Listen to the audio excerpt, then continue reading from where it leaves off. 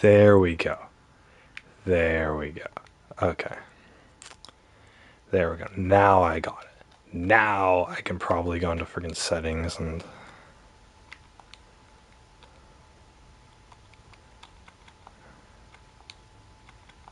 camera, clipping,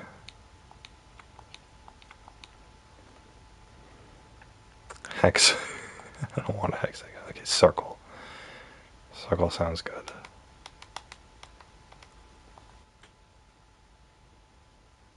There we go. There we go, guys. There we go. Okay. I am a circle. The circle cuts off at the bottom.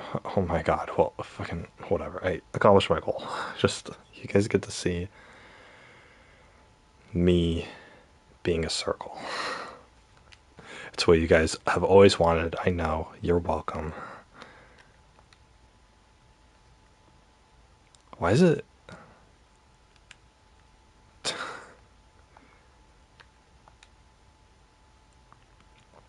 Yeah, screwed up. Well, whatever. Alright, just. It's okay, we're gonna go back to settings, broadcast, camera.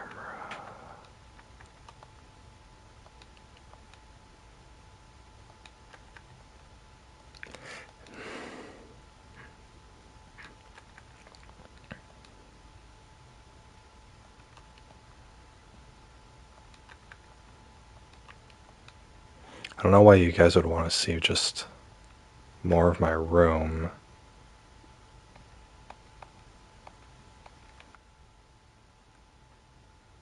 I mean, I'll leave it on the square cutout, I suppose. There we go. Big camera. Big camera. Alright, I'm gonna feed my cat and shave and maybe get myself something to eat. See, I'll be right back, guys. So this has been a bit of work. Oh no, my freaking teeth. Ugh, God. Was this a mistake? It's always a mistake with Big Pasta Gaming. Be right back, guys.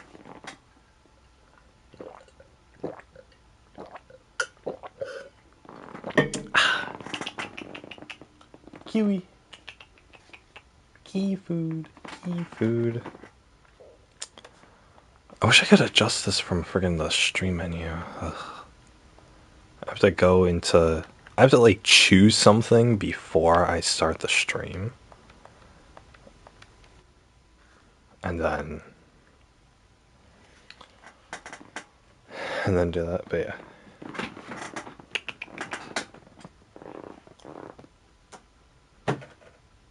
God dang it. Oh, I wasn't gonna give her dry food. All for nothing.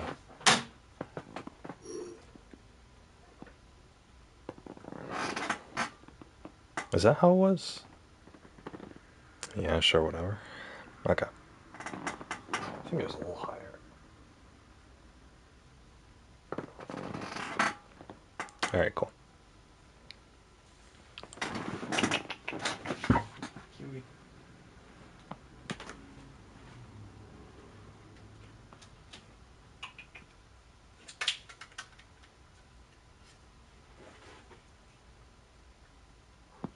Yeah, you want it? Yeah? Yeah, you wanted food, huh? You will need food. You will need food. You will need food. Kiwi. Meow. Oh, oh, oh. Yeah, there you go. Kiwi.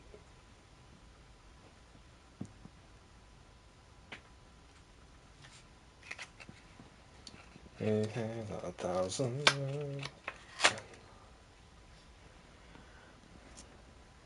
Kiwi. Right.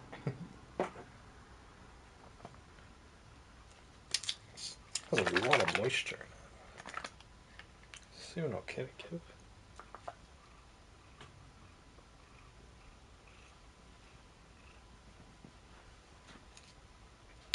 Yeah, you get food. I'm sure you're thrilled.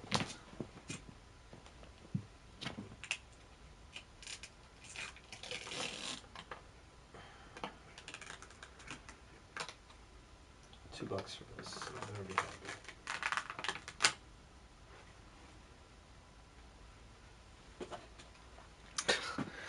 I'm spending more feeding her than I am feeding myself.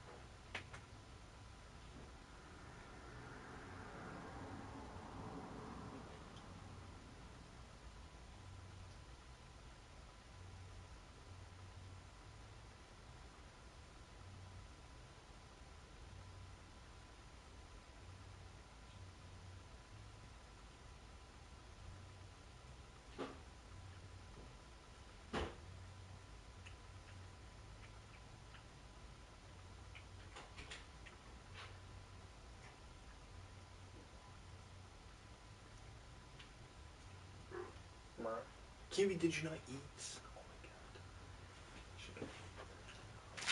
Let's get some fucking eats. Let's get some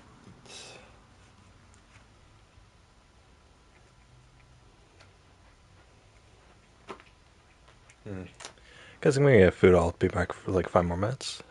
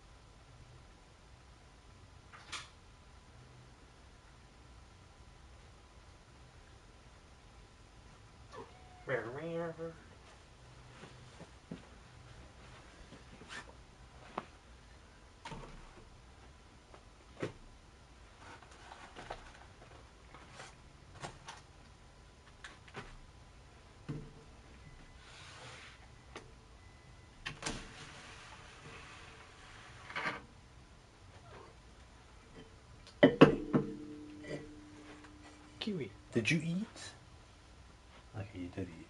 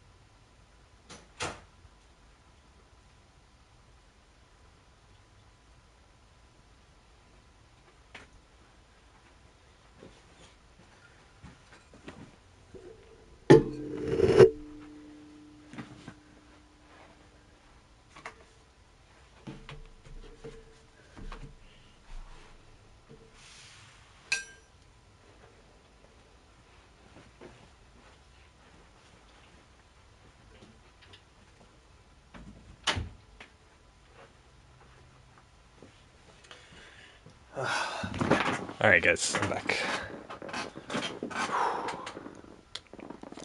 Might be a bit too bright in here. Ugh. How do I look, guys? Do I look better?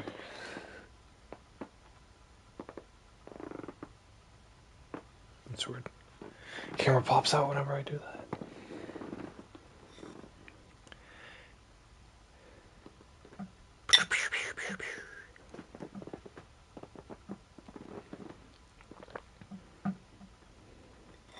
I have this little like cubby hole thing, piece of furniture that I always put the wet food in because it's potent, so it masks the smell. Anyway, so Kiwi always has to like go in there in order to get to her food. And she always pushes it back to the farthest back of the cubby hole, so she's always like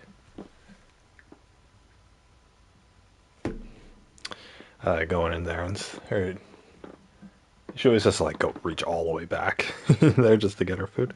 Anyway, I made some pasta. Ooh, all that sauce on top. Haven't stirred it in. This bowl's a little small. Normally I stir it out there, but I didn't want to be away from you guys for a second longer. This is what I make every time I stream. 13 meatballs, a packet of ready pasta, it's about a half pound, already cooked, and like 3 spoonfuls of this really, not potent, but very like dense sauce. I stir it all in. A little seasoning on the meatballs sometimes. Today was roasted bell pepper and garlic seasoning on the meatballs and sauce on the macaroni.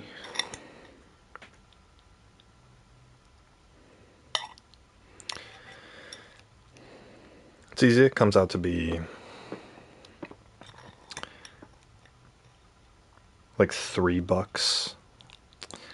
If I want to be liberal about it, probably about $3 a bowl.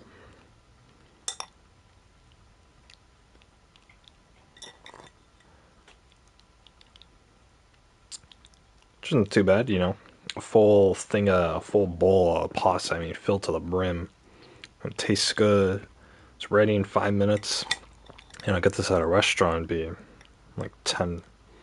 Of course, it tastes better because normally restaurants make their pasta in-house. Well, an actual Italian restaurant would. I don't know about like if you get pasta at Denny's or something.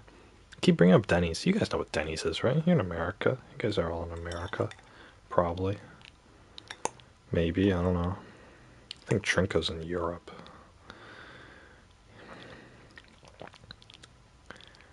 There's a war going on over there. I put my meatballs in the bottom because I microwave those first and before I put the pasta in, so the meatballs are always like at the bottom. So I put the pasta, I have the meatballs on the bottom, and I pour the pasta on top, and I pour the sauce on top of the pasta. So I stir in the sauce into the pasta, but then my meatballs are still stuck on the bottom, so I have to like go straight in with my fork and like just like shovel up the meatballs from the bottom of the pasta, of the layer of pasta, in order to get the meatballs up, and I can only get some of them up typically. So here, I got this. Then I got my coffee. Yeah, I got my coffee. This is at the grocery store they sell Starbucks coffee in like a jug. So I should move this to the. I'm not gonna start playing the game for a few more minutes here, guys. So there we go. I'm always looking at the.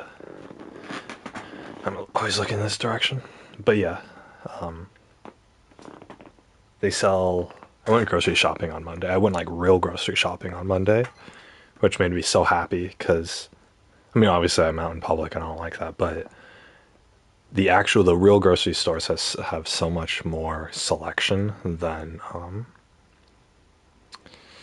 Amazon Fresh does. Because Amazon Fresh has like maybe like 8 or 10 different frozen foods, as compared to a whole aisle in a grocery store. And they have like one of each of everything, but that's about it, right? I can't buy coffee there. Or I can't buy like instant coffee or whatever. So they're always out of stock of like all the things that I do want. So it's a shame. But yeah, anyway, okay, so I went to the grocery store and they had so much variety, so I got a lot of stuff. I got frozen bowls of ramen. I didn't know they sold this, but I mean, of course they do. I got frozen bowls of ramen, so it was buy one get one free. They're like $5 each. It's ridiculous, but buy one get one free. So those were cool. I haven't had one yet, but I got. It's not just like your top ramen with the freaking chicken powder or whatever. It's like real Japanese ramen. I mean, it's an American product, frozen, so it can only be so good. But it's like tonkatsu. I got like a tonkatsu ramen bowl, and then I got like a spicy miso ramen bowl. And they had other ones there too. They had regular miso. They had something chicken, not karaage chicken.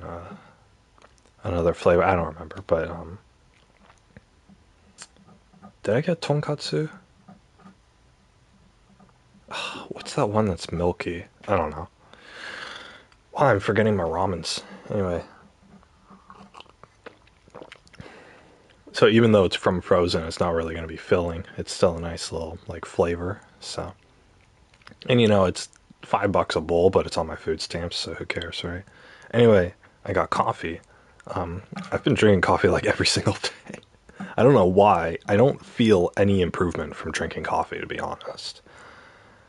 And like, because when I wake, because normally I get enough sleep, or well, I don't necessarily get enough sleep, but my body is so used to dealing with not getting enough sleep that I don't, that I'll naturally wake up and get energy throughout the day, unless I'm like really sleep deprived. Like if I go to bed at 4 in the morning and I have to wake up at 7, then like that day's gonna suck. But if I go to bed at 1 and wake up at 7, then it's like okay, still not enough sleep, but I can actually get through the day and I can actually be energized in moments where I need to be. So, but anyway, the whatchamacallit. Yes, I don't know why I'm drinking coffee, but it's kind of becoming a habit. I like just sipping on something that has flavor. And coffee it's a little I can feel it a little bit. So, yeah, I've been drinking a cup a day, which for, people who are addicted to coffee, 1 cup in the morning isn't necessarily enough, but you know, I don't need it, right? I don't necessarily need it, but I like having it. So anyway, I'm at the grocery store. They had these jugs of Starbucks coffee, cold brew Starbucks coffee already made.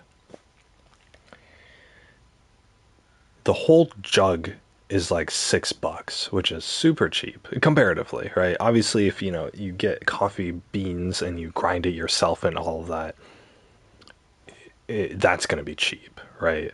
But with the Starbucks coffee, it's already made. I just put it in the fridge, right? I like cold coffee more than hot, so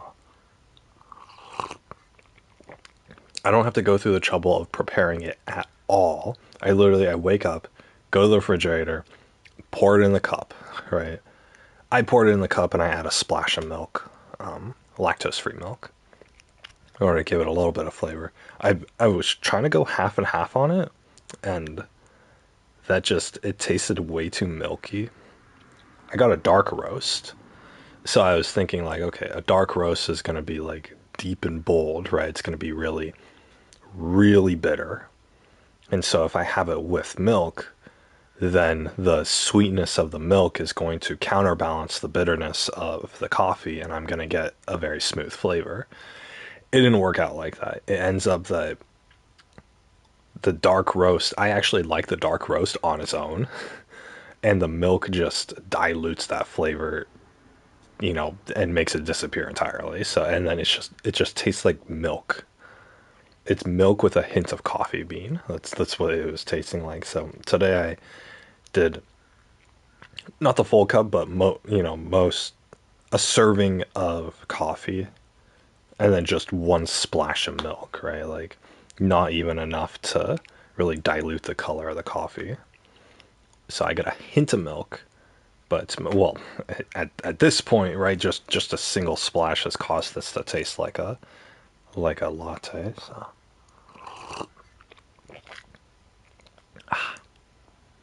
anyway, I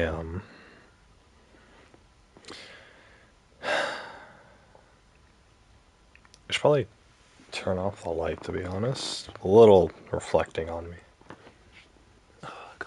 I got a clean shave, didn't I, guys? Oh my gosh, look at that. Look at that.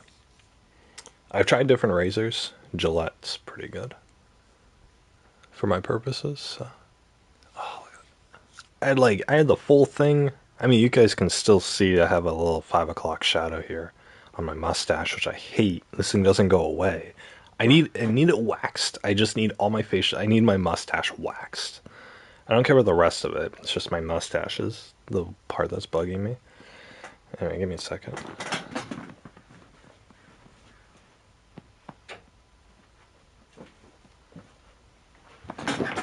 Color, yeah, the color's a lot better. Oh my gosh. And if I take off my glasses too, then. Ooh, look at that. You guys can actually see my face now. But yeah, anyway. So with the coffee. Oh my god. God, I'm so Asian. Jesus. I was telling my mom, because we were talking about moving. Because she's like, oh yeah, one of my friends lives in one of those all-white communities. And my mom's Asian, so she has a distaste for not white people, but just all white anything, right? Because as far as race goes, because they're typically racist in all white communities. And I was saying something like, oh, I'd be fine because some people, actually think I look more white than Asian.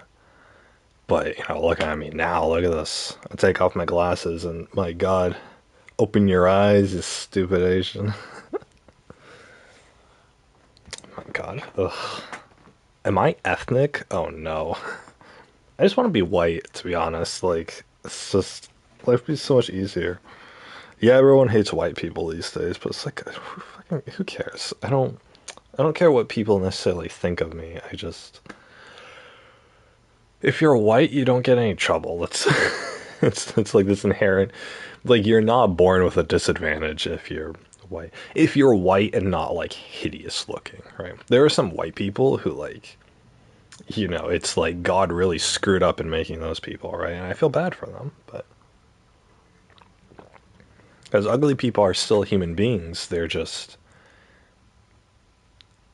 don't look like human beings, right? They don't look like a normal person, so people discriminate against them and they assume all these sort of things, even though ugly people typically have the same personality as like regular people, as average looking people do. It's just that they're ugly, so they were born, or so people judge them based off their appearance, and then they, get rejected and neglected and all that. It's terrible. So, and I'm guilty of judging, or of assuming that an ugly person, based off their appearance alone, is like weirder or, you know, more angry or whatever, right? They have a worse personality than an average looking person who looks a lot kinder and who looks a lot more gentle or confident or whatever, or knowledgeable or anything like that.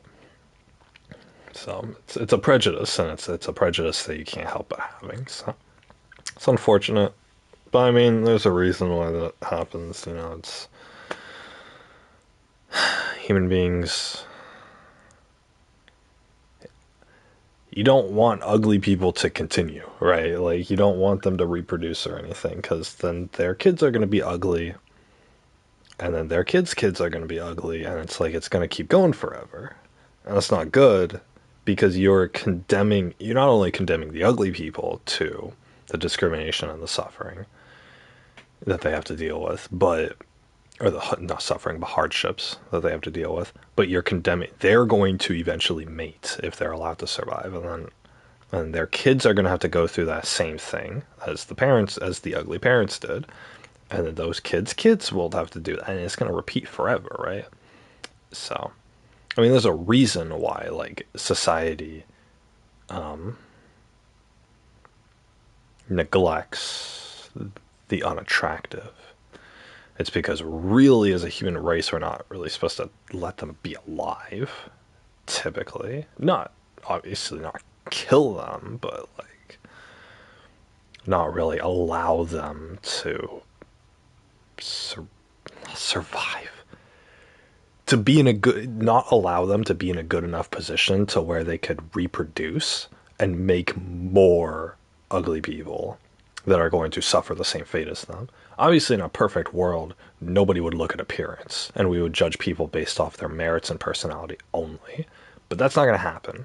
So, it's definitely not going to happen, because when you glance at an attractive person, you assume good things about them, or you assume a disposition about them, whether it's good or bad.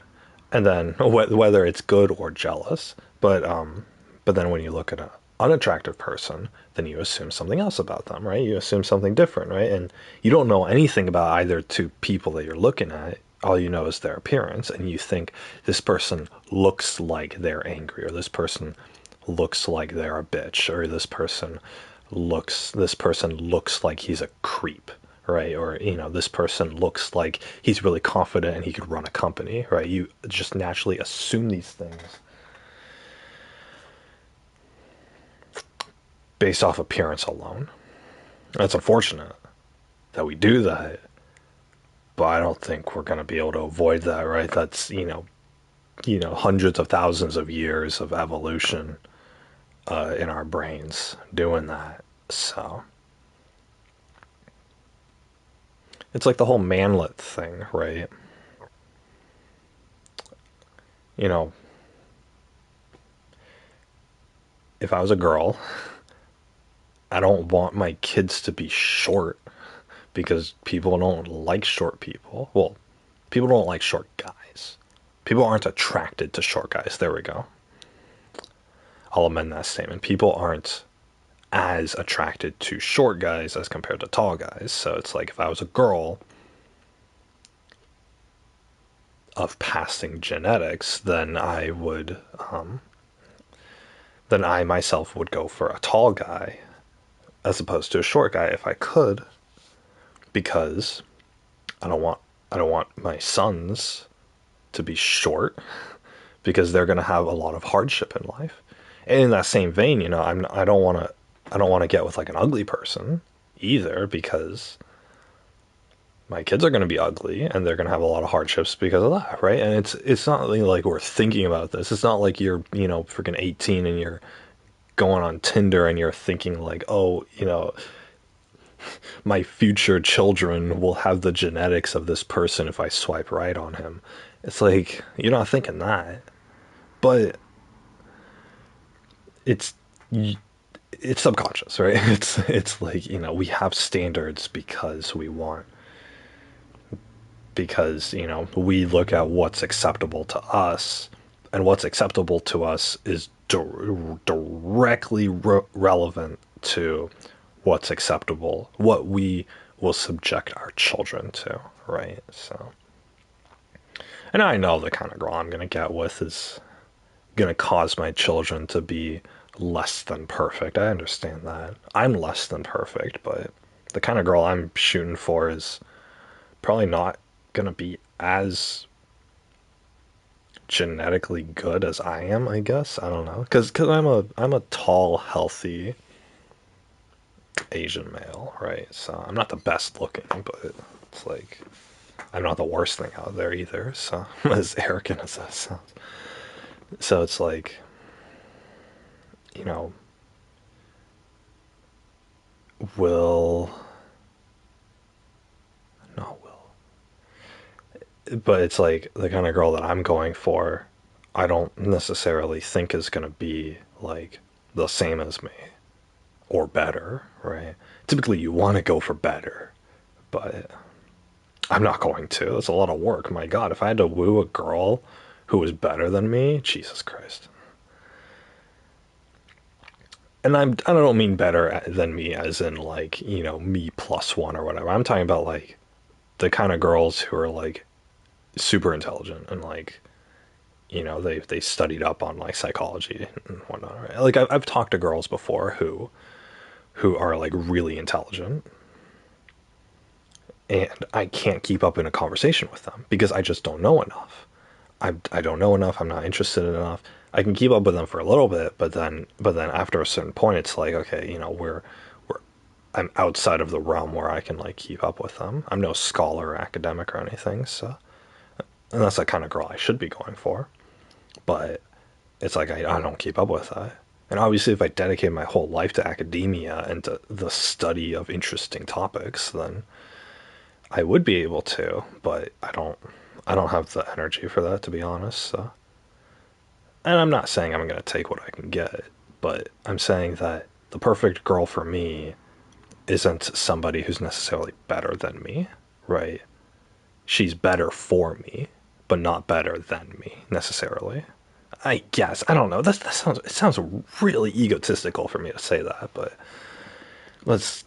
I don't know any other way to say that. I don't mean it in like a harsh way or anything. I'm not saying my future wife is worse than me or anything like that, because nobody's better or worse than anybody. Well, they are, but it's just my future wife might not be the most healthy, or she might not be the most social, or she might not be the most intelligent, but she will be the most perfect for me because when you get in a relationship or when you find your partner or whatever, you're not necessarily looking for your equal. You're looking for somebody who complements you. Not like, oh, you look pretty today compliment, but I mean like somebody who matches well with your personality, who matches well with your disposition in life. If you're weird, you don't necessarily need another weirdo. You need somebody who's accepting of weirdos, right? If you're intelligent, you don't necessarily need another intelligent person, right? You need somebody who is able to be receptive to intelligence, right? Who's not necessarily able to keep up with the conversations, but who isn't necessarily able to match your conversations, but who's just simply interested in what you're saying, I think. So, right. If you need somebody to match your conversations or match your intellect level or match your weirdness, right? That's what friends are for. But with a relationship is getting with somebody who isn't your equal, they are your partner. And being a partner means that you're compatible with the person, means that you're able to accept accept your partner for who they are rather than be just like them, right? I play video games all the time, obviously. So I don't necessarily need somebody who plays as much video games as I do, although I would like that. The priority would be I need somebody who's cool with me playing video games all the time or who wants to hang out with me even if I'm just playing video games, right?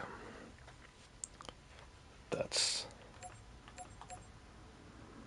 that's what it would be. I gotta My TV is not okay, there we go.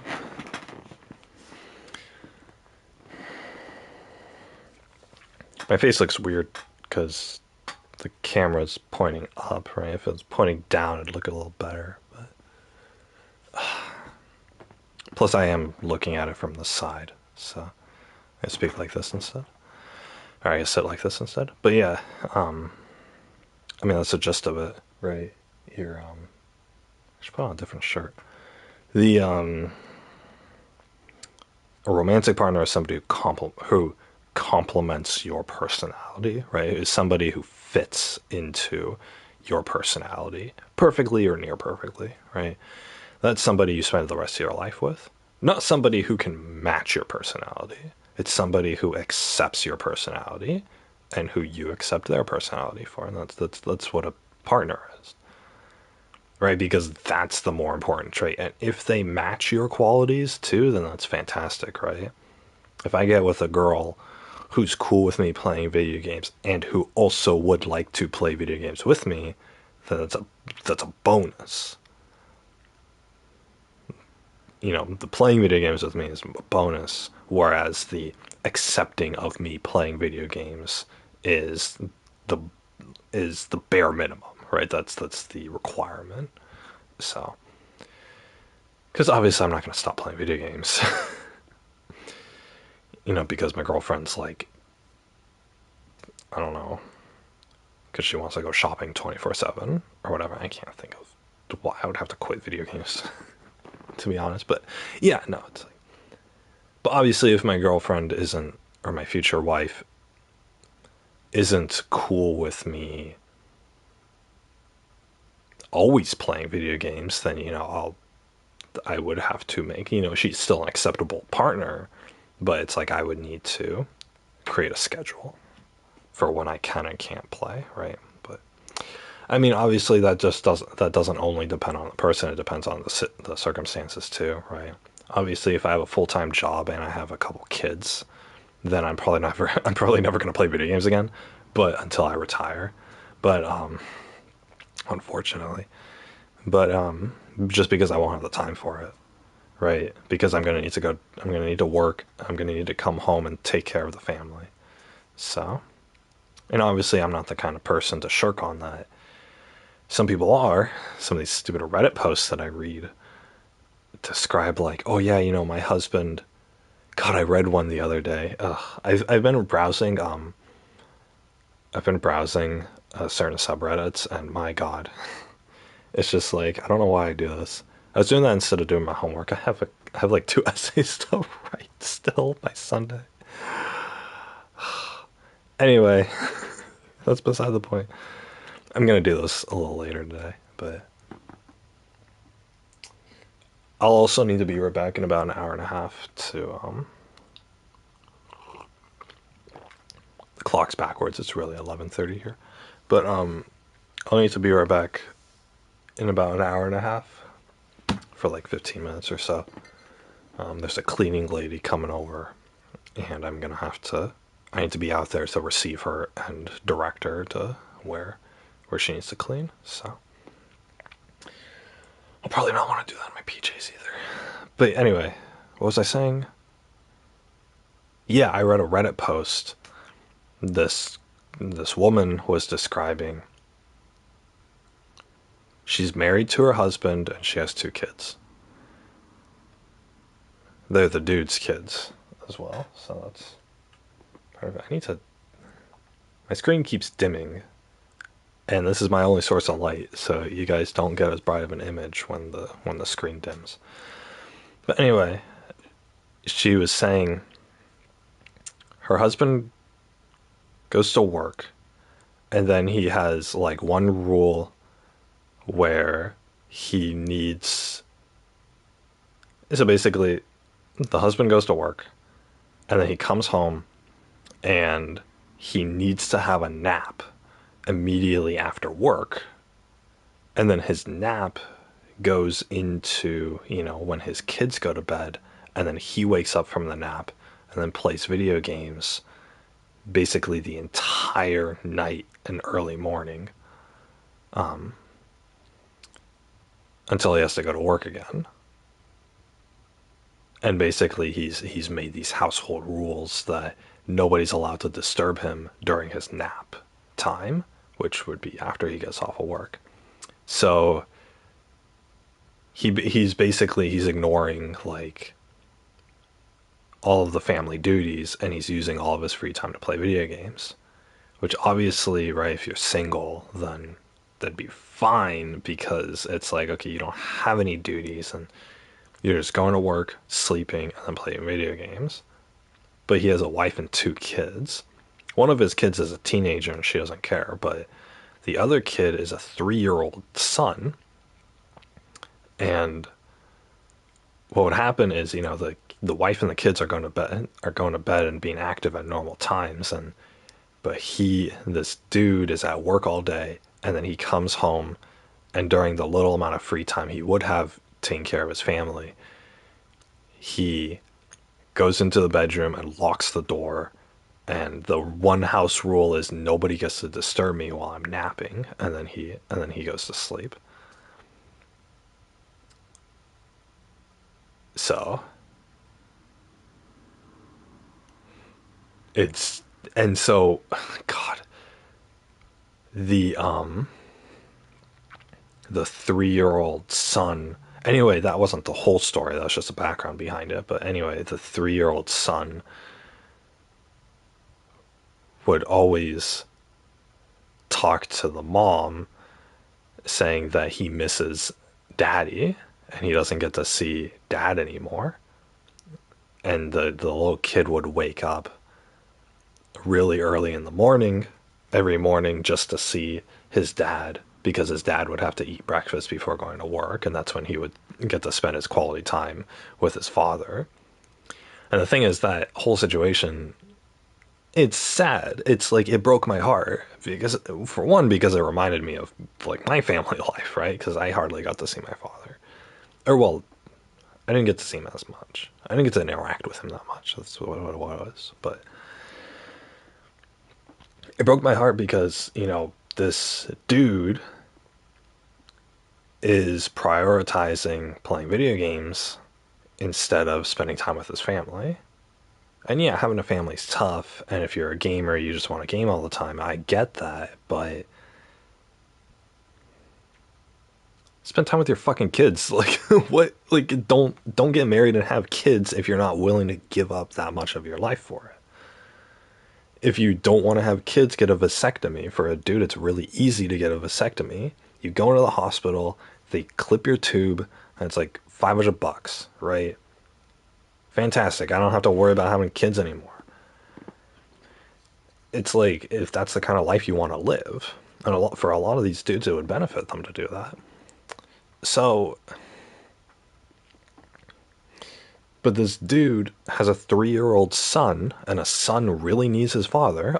A daughter can kind of go without the father. I mean, a daughter doesn't need the father as much. She still needs him, but it's not as impactful if she doesn't have a father as compared to like a boy.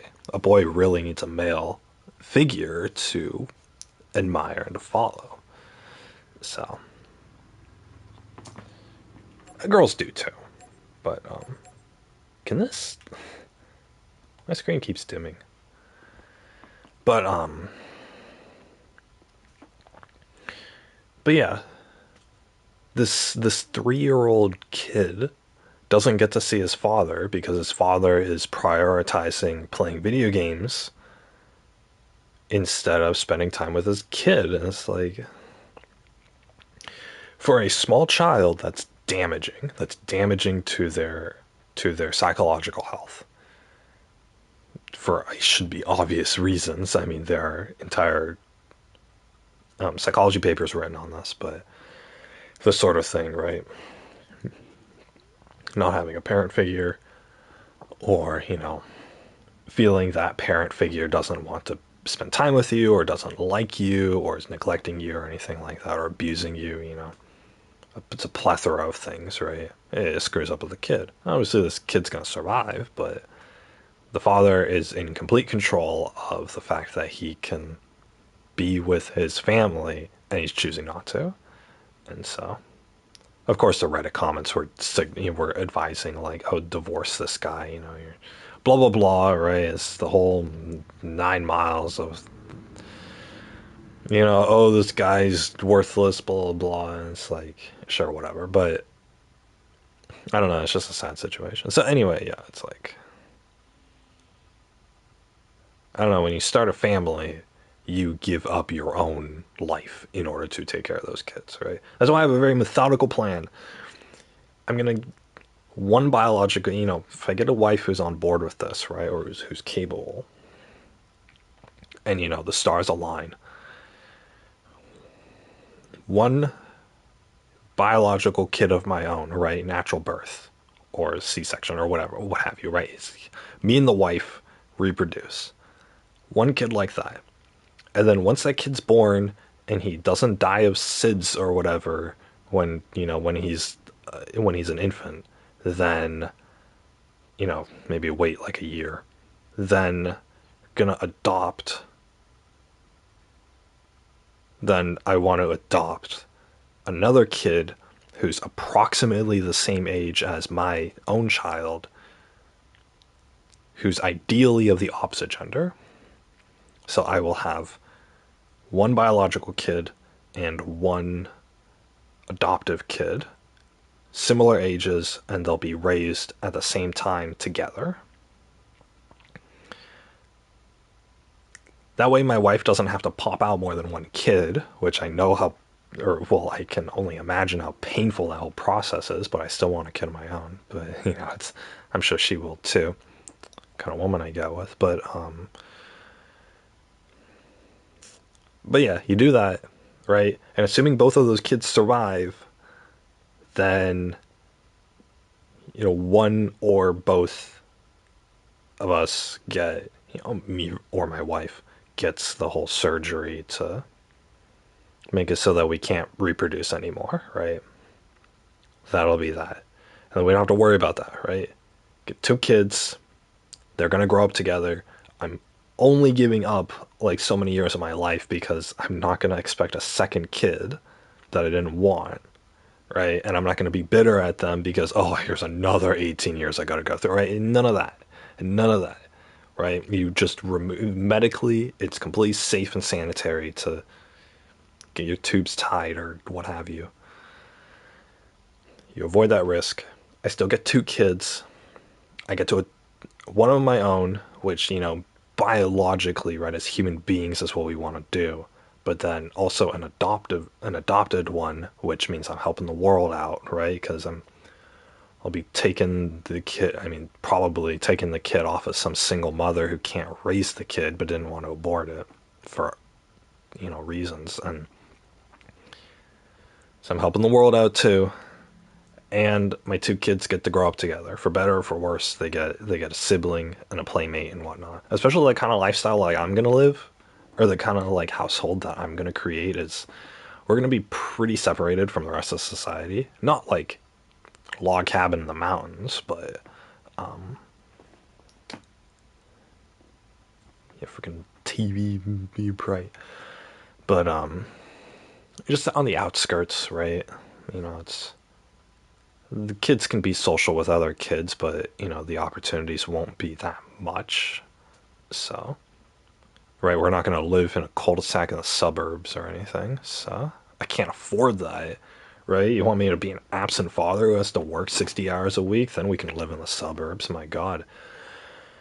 I'm not doing that to myself or my family. So, I'd rather live cheaply and work less so that I can spend time of my own with my wife and with my kids.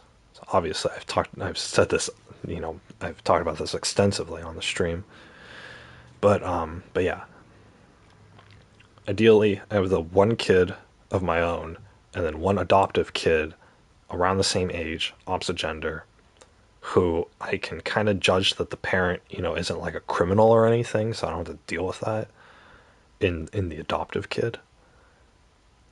Because a lot of times, you get a kid born to a drug addict and they're going to become a drug addict in the future, right? That's not really something I want to deal with. I've dealt with delinquents before, but I'm not really too keen. I'm not like going to voluntarily put that stress on myself, right? I'll save the world, but not like all the way, right? So just want a normal kid to raise. But yeah, we could just, they'll be siblings. We can call them twins, whatever. even if they're like 3 months apart, right? It's gonna be pretty hard to explain that to them. But but yeah, they'll be in the same grade, they'll go to the same classes, whatever. Or I can just homeschool them. I mean, freaking, they'll get enough social contact. I mean, I like honestly like they'll they'll get an okay amount of social contact with just each other, right? You need your parents to guide you, and then you need peers to be social with. So the two of them existing together will at least provide that amount of socializing. So if worse comes to worse and the bombs start dropping and we all got to go in the bomb shelter, at least they'll have each other to keep company. And I mean, they won't be biologically related to each other. So if worst really does come to worst and we got to restart humanity, then at least they won't be in an uncomfortable position to do so, right? So, but I doubt it's gonna come to that. So, but I'm thinking all possible avenues of it, or if they're both just like antisocial outcasts because I screwed up on raising them and they have a really hard time in life. At least they have each other, and that's like things could be worse than that. So anyway, that's my ideal situation. I doubt that's going to happen with me though, because when you adopt a kid, I mean, I can have the biological kid, no problem, but I can't, but my wife can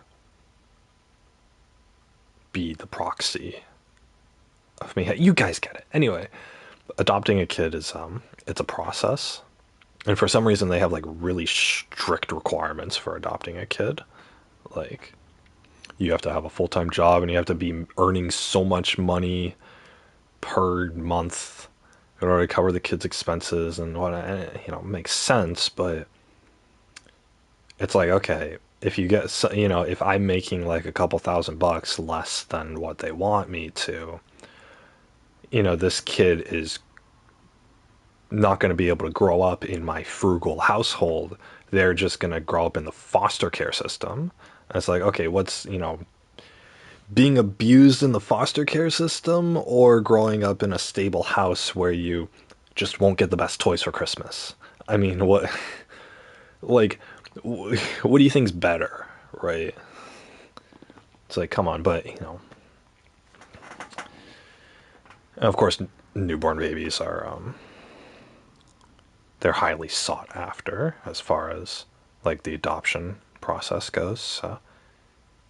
Because most people don't want to adopt, somebody who's already a teenager and who's been stuck in the foster care system for years and years. So, they don't want that. But as much I would be okay with doing that, right? If I can't adopt right from the get-go, then I'd be totally fine with adopting like an 8-year-old kid later down the line, especially if I have the room and flexibility to do so. So of course, in agreement with like my wife and child, obviously, but there's there's a whole bunch of different ways it can go. But but yeah, that whole process is a thing, to say the least. God, it's so dark. Freaking light up. Hello, light up.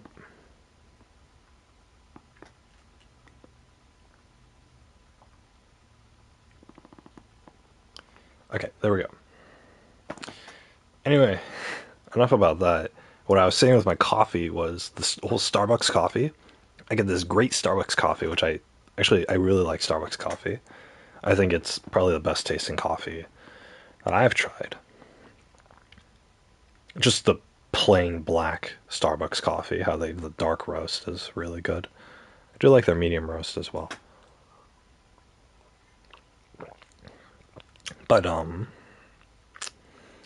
yeah, so a cup of coffee from Starbucks is like $4. If I make it a latte or a frap or anything, then it's gonna be 6 per cup. Whereas, and I have to go to Starbucks for it, which is inconvenient. But if I get it from the grocery store, it's $6 per jug of it, per like actual carton, and I can get like 5 or 6 cups of coffee out of that. So I'm looking at like $1, if it was my own money, $1 per cup of cold brew coffee that normally tastes like 4 or 5. That's fantastic. So I'm getting it at a fraction of the price. It's already prepared. It's in my fridge, right? I keep it in my fridge. It's already cold, so I don't have to deal with drinking hot coffee in the mornings because I don't like hot coffee. I don't like drinking hot things unless it's like winter. Sometimes that's a lie. Sometimes I do. I like apple cider. Apple cider's really good. But yeah. Anyway, so $1 a cup for Starbucks quality coffee, cold brew, which cold brew is a little bit more difficult to make, and it's instant, right? I don't have to prepare it. I don't have to make a whole pot of coffee when I'm only going to be drinking 1 cup of it. So that's great. Or I'm going to be drinking 1 cup of it now and then another cup in like 3 hours, and then it's not hot, it's lukewarm. What do I do with lukewarm coffee? Do I put it in the microwave or do I put ice in it? And it's like either way, you're not going to get it to your ideal temperature. Whereas this has been sitting in the fridge for the past week. So, it's a hell of a lot better. This is good. I haven't eaten any of my pasta yet. Let's eat pasta. Big pasta eats his pasta. Nice thing about a pot of pasta, bowl of pasta is that it stays warm. No matter how long I sit here and talk about nothing.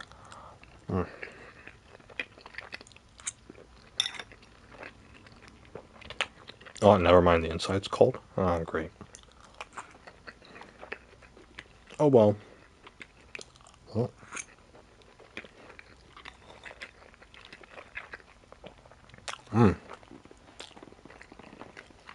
That was good pasta.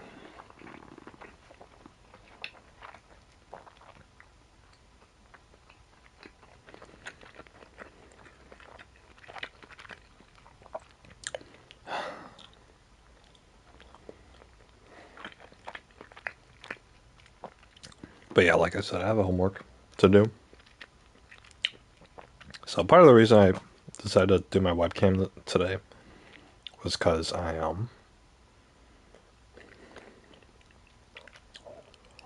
want to do my homework, but I don't necessarily want to set it up on the computer. Set up the stream on my computer. It's a pain in the butt. Well, pain in the butt. I don't want to have to set up my stream 2 times in a single day, right? I don't want to set it up on the PlayStation and then on the computer as well. I guess I can, but won't really be ideal. Plus on the PC I gotta set up my mic. Oh yeah. I was gonna say, before I start playing this game, it's been an hour. Oh, it's only been an hour? Really? Oh. It was like 20 minutes of me trying to fiddle with the camera. Anyway, what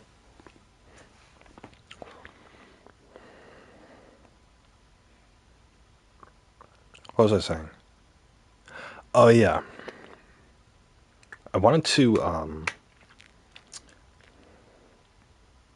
what was I doing? Yeah, so you guys know how last Sunday I was talking about, oh, I beat Elden Ring. I don't really want to play video games right now. I'm not going to really be in the mood to play video games. I'm a little out of that, but I'm still, like, I don't want to start a new video game, technically. Destruction All-Stars is a multiplayer game. So kind of like Rocket League, so it's not really like a video game I have to dedicate myself to necessarily. It's just multiplayer. I've been playing Rocket League on my phone this past few days. But yeah, so anyway, one of the people I was following on Twitch, because I followed some people, it's what I would do like months ago. I browsed Twitch and I found somebody and I watched them once and I followed them and I never went back to their stream ever again. I did that with a few people. Anyway, so one of the people that I did that with They were streaming. It was them. They were doing some task. I think they were like sewing or something. They were making clothes in real life. But they were watching anime. They were watching anime on stream, and the anime was in a window a little bigger than what I have for my webcam right now. They were watching anime in maybe like it'd take up a quarter of the screen. And then they themselves were in the rest of the screen, they in the room and stuff. And the thing is, on Twitch, on YouTube, you'll get in trouble for watching anime. If you watch, I mean, I can't watch BuzzFeed videos on a YouTube stream without getting the whole stream shut down, right? You guys, if you guys were here for that, you remember that from a few months ago. I tried to watch freaking Worth It, and YouTube just completely shut down the stream entirely because I'm watching copyrighted content. Like YouTube has an automatic detection system for audio for that. So of course they're going to recognize like shows and movies. Twitch doesn't do that. Twitch, if I streamed on Twitch instead, I could watch all the anime and all the movies in the world. I've seen Just Chatting streams where they'll have a full movie playing, and sometimes they'll have their webcam up. Sometimes they just won't have their webcam up. Sometimes I'll go into a stream, it's just movies playing, and it's completely copyrighted movies, right? They're watching like the latest like 2021 releases that they obviously pirated off of an illegal website, and they're just watching the full movies, and these streams are up for hours. It's like, I want to do that. Like, I want to, I'm coming on stream 3 days a week here, right? But I don't want to play video games all the time. I want to watch stuff. So I was thinking for today actually that I won't do it today, but because it's too late. I was gonna set it all up before, after I did my homework, but I never did my homework, so I was also gonna do other things after I did my homework, but I never did my homework, so those other things didn't get done. Anyway, the guy I look better without facial hair. That's in my opinion. I look younger. Oh yeah, the last time you guys saw me, I didn't. I had the whole beard here. I shaved it right after that stream too. That was a month ago. I forgot about that. Yeah, do I look better without the thing here? It's so dark. It's so dark. Why is this so dark?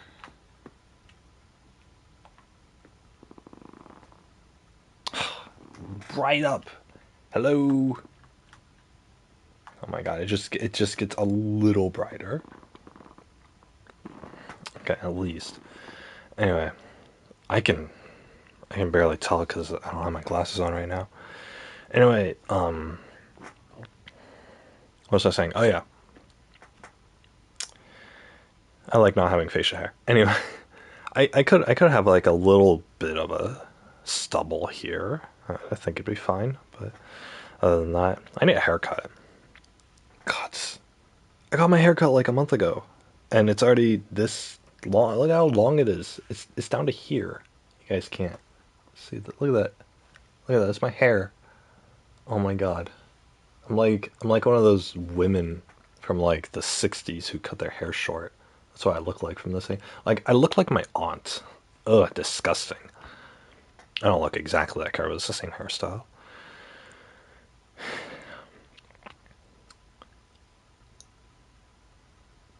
Oh yeah. Anime. So anyway, I figured, okay, if I stream on Twitch, I just watch anime. I just watch all the anime and whatever that I want. And what would I do? I would just watch it off of one of those streaming websites, not an official one like Crunchyroll, but like in Kiss Anime. There we go. Yeah, I think they took down Kiss Anime. Everyone used Kiss Anime when they were growing up. I didn't. I used other ones. There were like a million of them. Anyway, I could just watch anime, and of course, I would probably watch the English dub anime on stream because it's like, well, first of all, I've like stopped caring, right? if it's a good anime, I want to watch the Japanese voices. But I'm not gonna watch good anime on stream. I'm not gonna watch anything like that. Maybe I'd watch like Sword Art Online or something, but I don't consider that good. I consider it just to be casual. So, but like that's like the most. I'm talking about like Elena the Traveling Witch and not Biori. It's probably not a good one to watch. What are some other slice of life? Hinamatsuri. I could watch Hinamatsuri on here on stream. Uh, Hinamatsuri, is that what it was? It's one where the girl's like a orange capsule. I don't remember. Anyway, yeah. Um.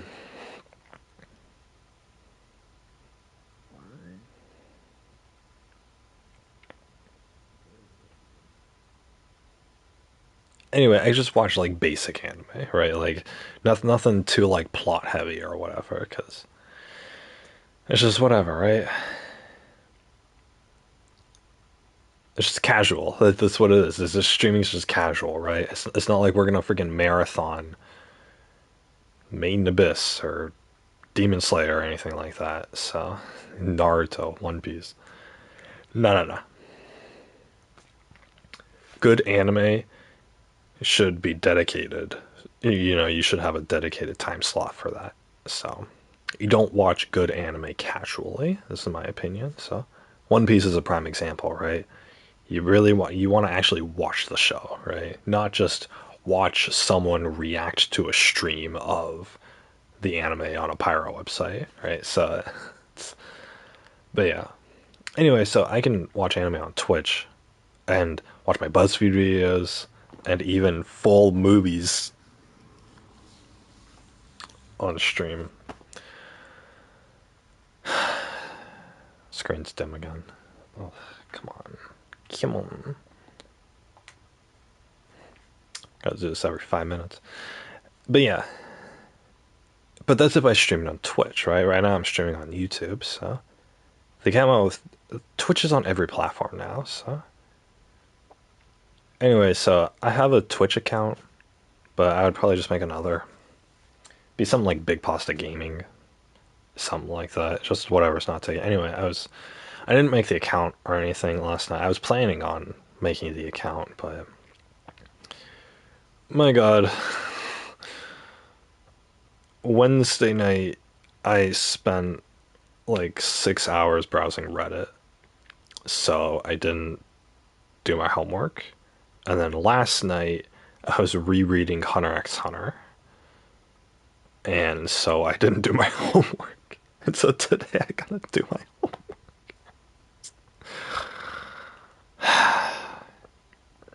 Today I gotta do my homework. I gotta get one of the essays done. I have two essays to do. I gotta at least do one of them.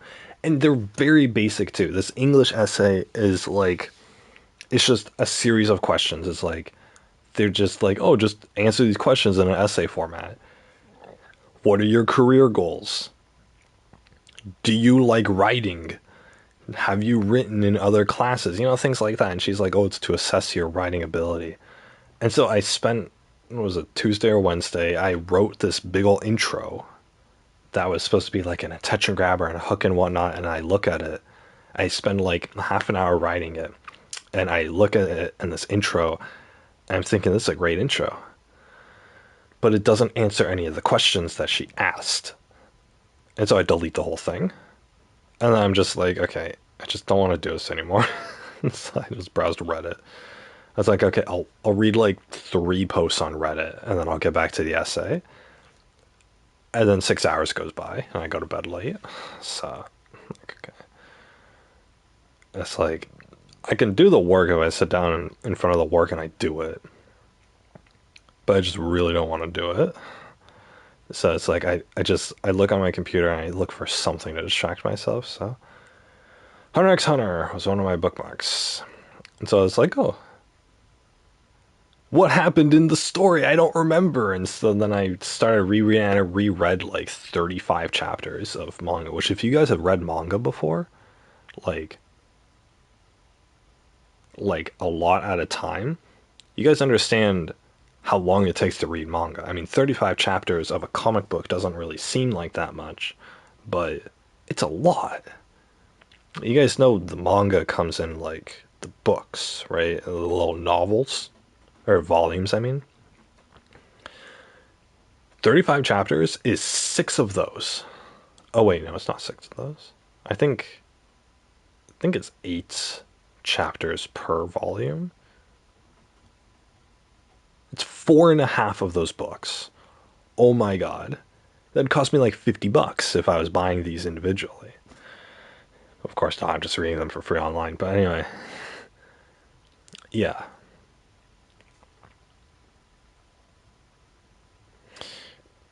Anyway, so I basically read four and a half volumes of manga last time. So of course I lost like 8 hours to that. And of course I didn't do my essay and I went to bed at 2 in the morning. So, whatever. Whatever. Whatever. College. That's my first week back to college. So I'm so glad Elden Ring came out after I finished college. Or well, it came out. I had to do that. I had to do that speech.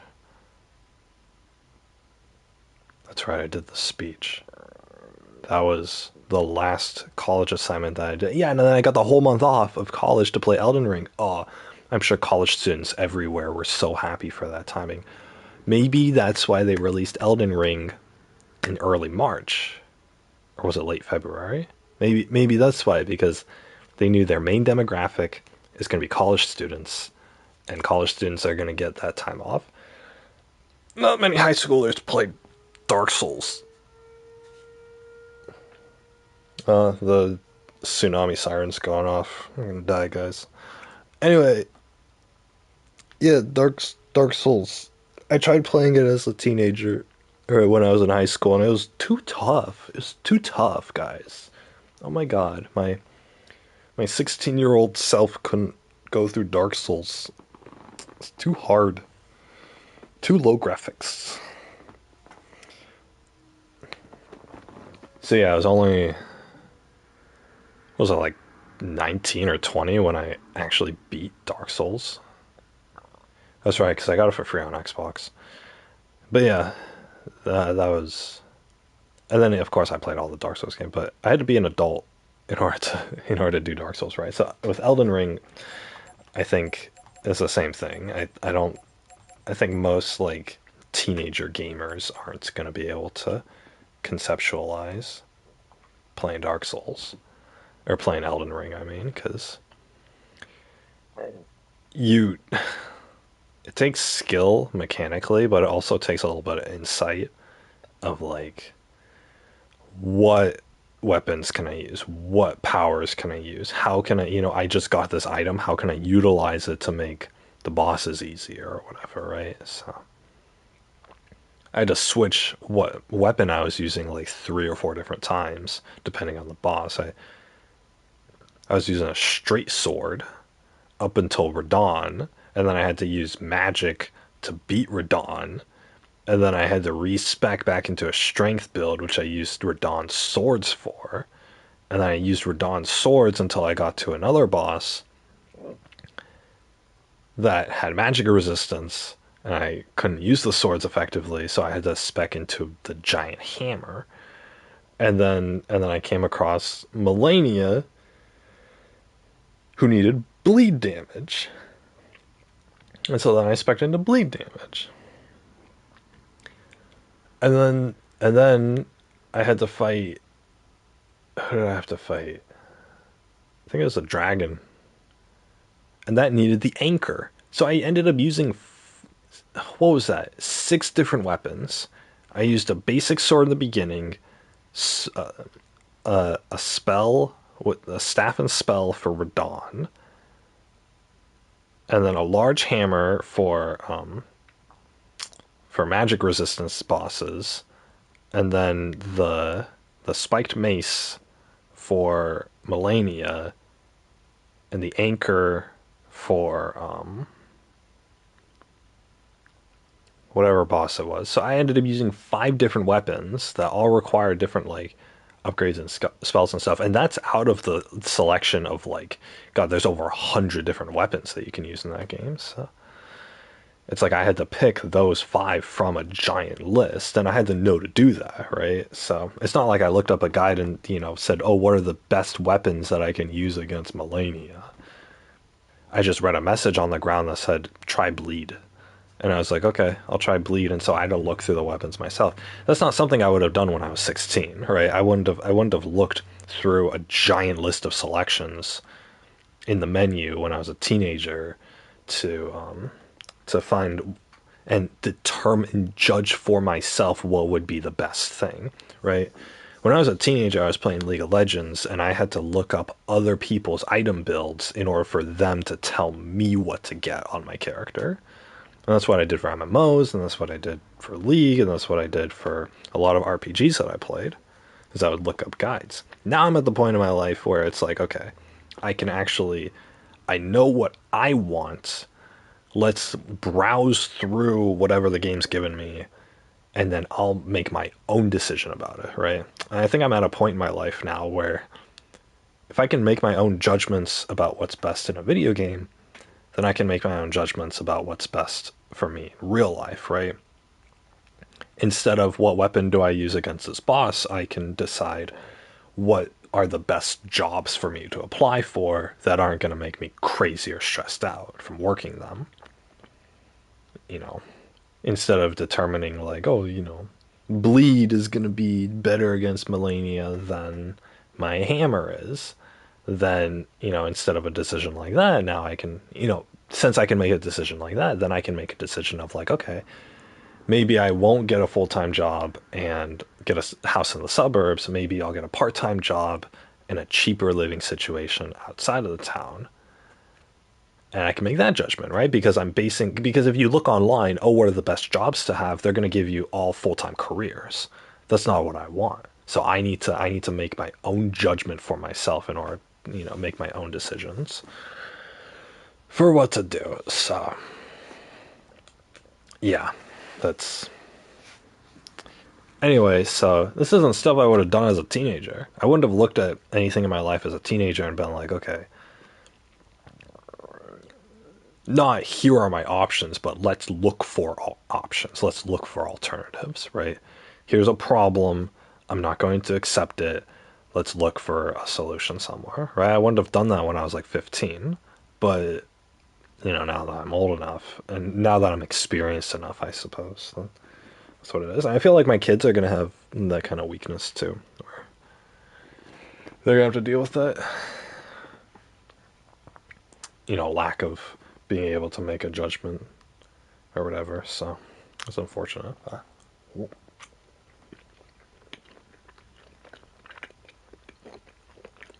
gonna change my shirt. I feel like this black shirt is too basic. You guys can't even see me. Mm.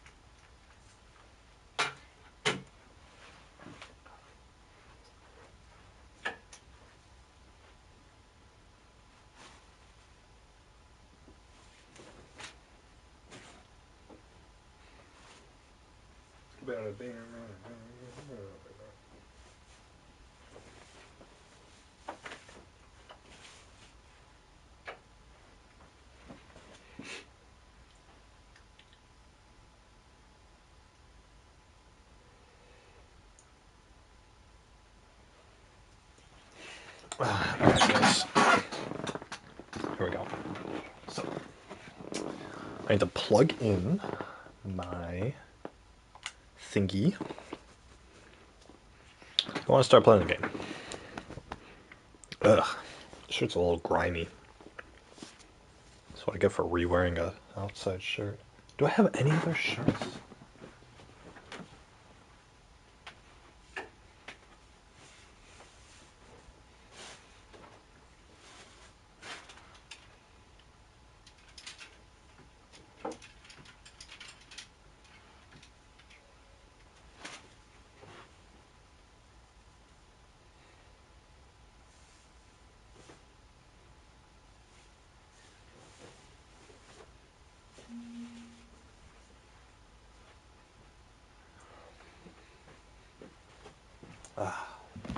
Alright, this one feels a lot better. Look at that. Look at it. Look at it. Look at that shirt. Well, actually.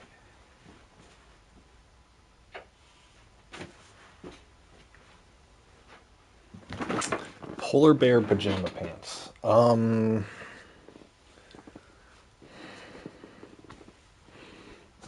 I'm a little cold. You know what I'll do?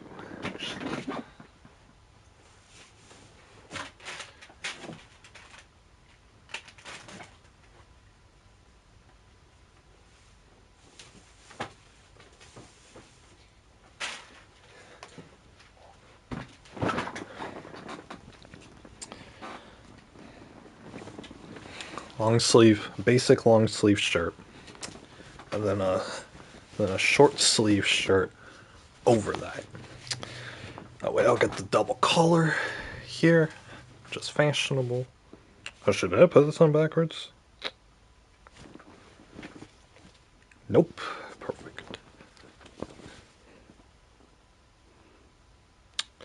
Yeah, I didn't. Okay. There we go. Oh boy. Now I'm fashionable. I'm fashionable while still comfy because this is a PJ shirt. Alright, cool.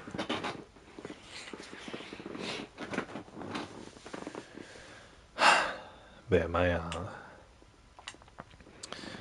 I know that my kids growing up are not gonna have necessarily have the ability to like judge a lot of things for themselves if they get that part of me.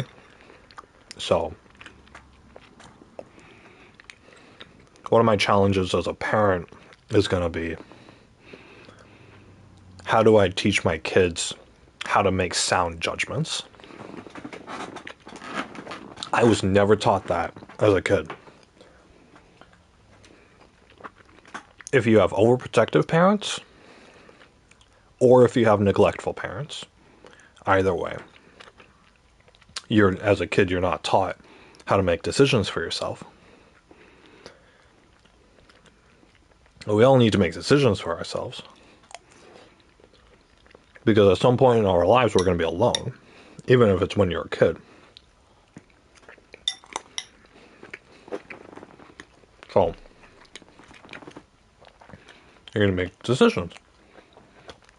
Even if you're just playing video games all day, you got to make decisions in the video games, right?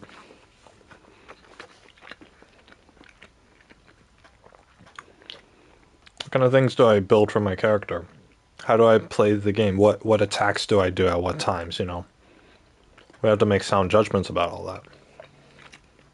It's a lot of micro decisions. And sure, the major decisions can be left up to other people. But, you know, I don't know. So anyway, I'm gonna have to figure out how to teach my kids that. Like, my wife won't have to make decisions about herself if she doesn't want to. If she's gonna be with me, we're in it together, right? So I can just make all the decisions if she doesn't want to. But I don't mind that. But my kids, I'm not gonna be able to make every decision in my kids' lives. So I'm not gonna want to, right? I'm not gonna want them to be,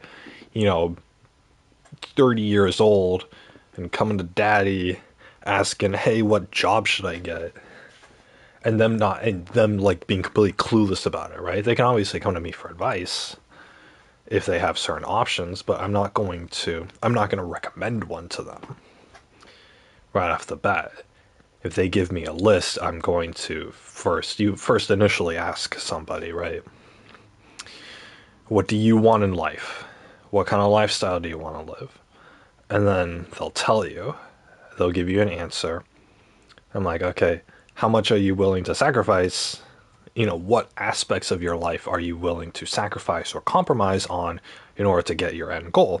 And they'll sit there and they'll think about it, right? You ask these leading questions. They're called leading questions. And that's what you got to do with older kids or with teenagers when they're when you teach them stuff. You don't give somebody the answer.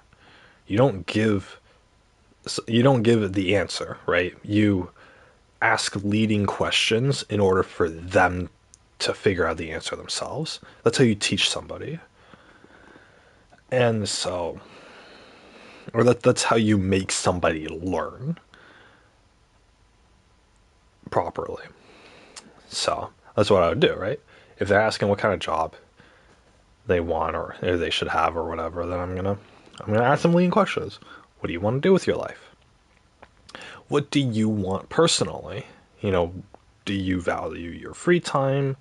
Do you value money? Do you want to help people out, or do you want to make a bunch of money, or do you mind being a cog in the machine? Whatever, right? All these questions, and to ask leading questions, you yourself have to know. You yourself have to have extensive knowledge about the topic that they're talking about. You have to be familiar with it. A lot of people can't be teachers because a lot of people can't teach somebody something because they themselves don't know enough about that thing in order to guide somebody else to the right answer. When people give advice, a lot of times somebody's advice, their answer to you is only based off of what has worked for them. They don't think about your unique situation and adjust their advice to you.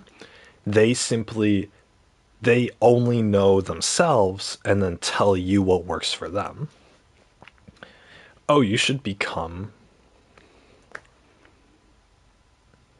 I don't know, you should become a dental assistant because I'm a dental assistant and we make great money and it's not a job that sucks. Well, okay, cool. It doesn't suck for you and it's good money to you, but maybe it's not good money to me. Maybe it's not good conditions to me. Maybe I don't want to work with people's mouths, maybe. I don't know. You ever consider that?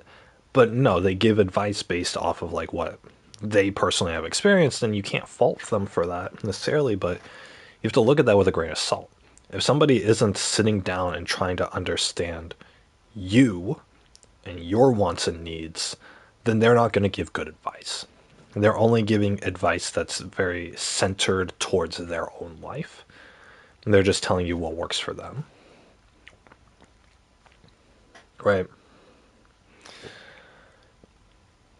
If somebody won the lottery, you guys know how the lotto works, right? You pick a bunch of numbers and they draw the numbers, and if all your numbers match, then you win $1,000,000. If somebody plays a lottery and picks numbers for themselves and then wins based off of those numbers, and you look at them and be like, wow, you won, you became a millionaire,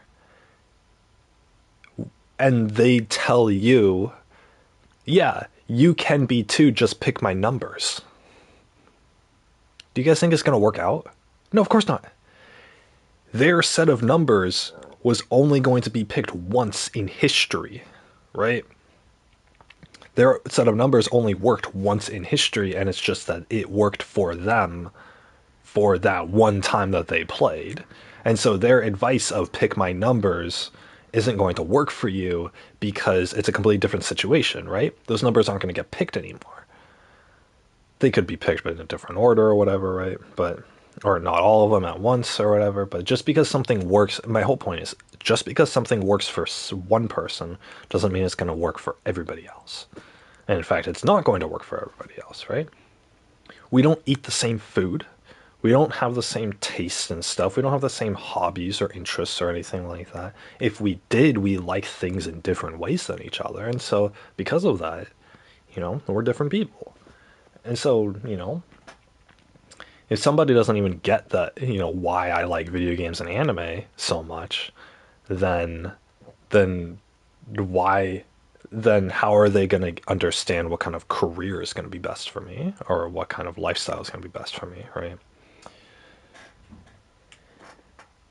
So anyway, oh my god, I'm just trying to get off on that. But yeah, anyway, so when you teach somebody, a good teacher or a great teacher, whatever you want to think about it, they ask you leading questions and they ask you questions that will lead you to the answer that will work best for you. What do you want to do?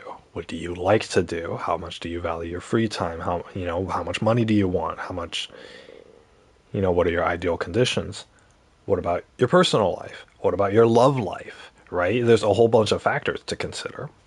So that's what you do. So if my kid comes to me and asks, hey, what kind of job should I get? What kind of career should I start in the future? Whatever. How should I live my life? I'm not going to tell them an answer because whatever answer I give them is going to be based off of what worked for me. And I understand that my child isn't the same as me. They're gonna have a different upbringing. They're gonna have different preferences. They're gonna have different interests. They're gonna have a different personality. They're gonna like different girls than I do. They're going to like socializing more or less than I do. They're going to like buying things more or less than I do, right? It's like, they're going to value their free time more or less than I do. Maybe they get bored easily. Maybe they are really interested and passionate in something and want to dedicate time towards that, but that can't make money, Maybe they have dreams and ambitions, but they can't start those until they're 40 years old, and so they got to fill in the time now for that, or they got to prepare for that or whatever, right? So it's like you ask questions that will reveal those answers, and then you tailor your response to fit to fit their needs and their preferred lifestyle, right? If you ask a girl, oh, what career do you want? And her only interest is to get married to a rich dude and, be his concubine, then so be it, right? It's like, nobody's going to stop her. But the thing is, if that's her dream in life, to just marry a rich dude and to live life on easy mode while pretending to love him, I mean, whatever to that, right? But it's like you gotta, that's completely outside of anybody's, right? When you ask someone, what do you want for a career, you don't expect that as the answer. But the thing is, those girls who are in that situation where that's what they want, they need tailored advice towards what they are pursuing, because getting married to a rich dude has its own requirements, and there are multiple different strategies on how to get there.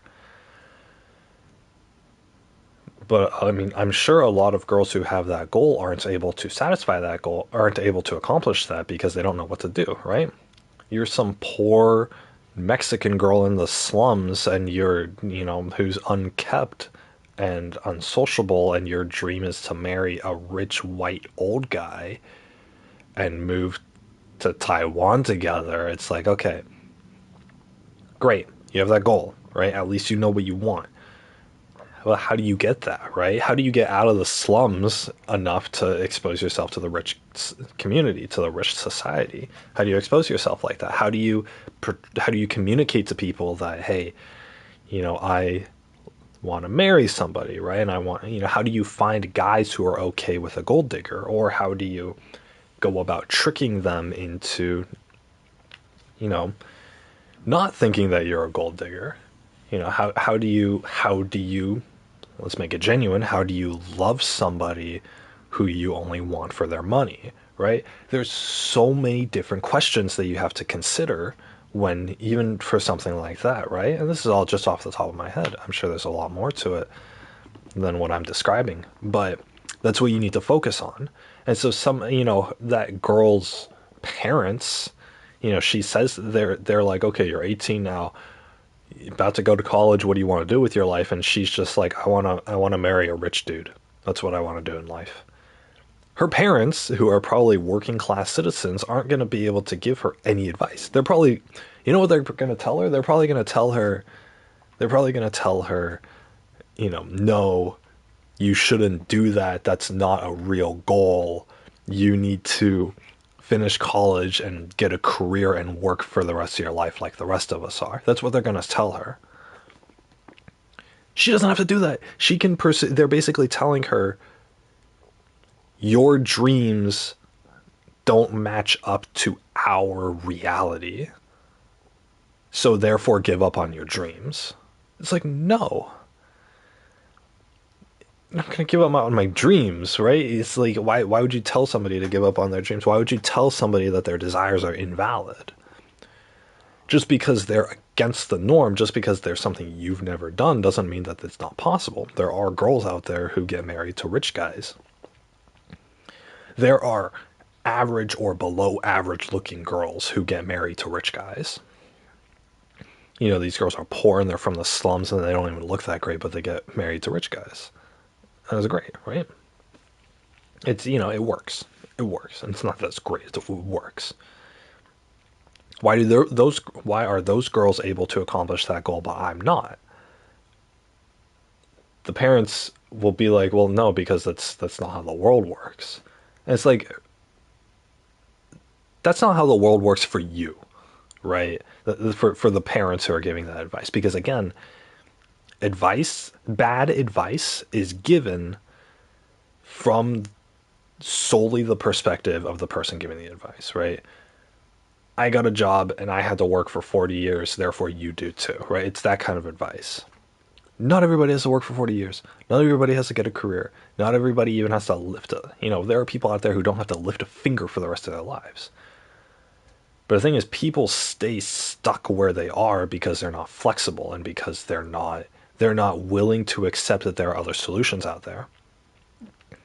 There are people out there who had to work a 9-to-5 job, a typical job, for their entire lives, but then they invested in Bitcoin back in 2010.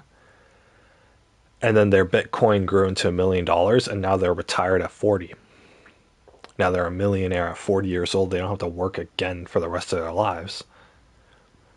But if they had asked, hey, should I invest in Bitcoin? People would have told them, no, just keep working for the rest of your life. That's what the advice that they would have gotten. And then they would have never done it. If they listened to that advice, they would have never done it, and they would have, just stagnated for the rest of their lives because other people weren't able to. Other people were giving advice based off of what they knew, and only what they knew. When somebody asks you a question, you don't just tell them what you know. That's not the point. They're not asking a question. They didn't ask you, what would you do? They're asking you, what should I do? That's a giant difference. And it takes somebody with an open perspective in order to give that to somebody. But unfortunately, a lot of people who are directionless in life are not surrounded by open-minded people. And that's the thing. You get pushed into a direction because somebody told you to, and then all of a sudden you're living the rest of your life in misery. Because the people whose advice you're following didn't have your best interests at heart, because they didn't get to know who you are, because they only gave you advice based off of their perspective, not based off of yours. So, and I don't fault a kid or a young adult for not being able to do this. That's why you ask older people that. But the thing is, there are people in their 40s and their 50s and their 60s who won't be open-minded, and they'll only give, very close-minded advice or whatever. So anyway, when I have a kid, The only thing, I mean, I could complain about this all year, but the only thing that I have power over is, my future family and my future children, and that's kind of the whole point of this is that my hair is not this black in real life. Anyway, the whole point of this is that when I have kids and they come to me because they're directionless and they don't know what to do, I'm going to tailor my advice towards them off of them, not off of not off of what works for me. Because I think, honestly, like right now, I think my future plans are the best in the world. And it's going to bring about the most happiness. And I think that if everybody did it, it's going to bring them happiness too. But that's not the case, right? I have to look within myself and I have to say, okay, this works for me, but it's not going to work for everybody, right? So because it's not going to work for everybody, when somebody asks me a question, I have to think about, okay, what's going to work for them? And I can't answer that without knowing who are they, right? Who are you? And what do you want? That's an Avatar quote. Um, you have to ask, you have to get to know who is the person who's asking the question. And people have come to me for advice. People have been like, "Hey, what should I do in this situation?" Or what kind of job should I get? Or, "Hey, I'm struggling in this area. Can you help me?" And yeah, I'll help and I'll ask some questions and be like, "Okay, why is this situation frustrating you? What's the problem here? What do you think the problem is? All of that." And I'm not going to be there being, friggin', you know, counsel therapist being like, "Oh, you should do this or you should do that," or anything like that, right? It's you learn who the person is and you tailor your response and you tailor their direction in life towards what you think is best, right? If somebody has anxiety, I'm not going to tell them, "Okay, well, go out into a crowd of people until you get used to it," right? What shit advice that is. Because you're not considering, you're looking at their lifestyle, you're looking at their anxiety as a fault because you yourself don't have anxiety and you're like, "Oh, people just shouldn't have anxiety." And it's like, well, no shit, people shouldn't have anxiety, but they do anyway. Just because you don't have it doesn't mean that you need to purge the anxiety from every living being on this planet. You don't get that right to tell somebody that. You go to school for 6 years and get your master's degree, and you still don't have the open mind to understand mental conditions. Like, fuck you. But there's so many psychologists out there who have that perspective of like, this is the right way because I have lived this right way. Right? I've gone to therapists before who I can tell they aren't they are not talking outside of their own lives. They are not giving advice outside of what's worked for them. They are a normal, healthy, social person. Therefore, everybody needs help to get up to being a normal, healthy, social person just like they are. I think I've already mentioned this on stream before, but that's a huge problem because in the advice that's given, because when you go to therapy, you it is then assumed that something is wrong with you. That, "Oh, I'm not a normal, healthy, social person, therefore, therefore something must be wrong with me and all of my faults must be purged." Because that's how the therapist makes it out to be. "Okay, you have anxiety, let's fix it." No, you don't have to fix it. You don't have to fix it. Most people with like real anxiety disorder can't fix it. They have to learn to accommodate for it. That's what it is. If you have something that's causing a problem, you need to accommodate for it. You don't need to fix it. You don't need to purge it. You don't need to, do the cross on your chest and pray every night to Jesus until it's gone, because that's not going to work.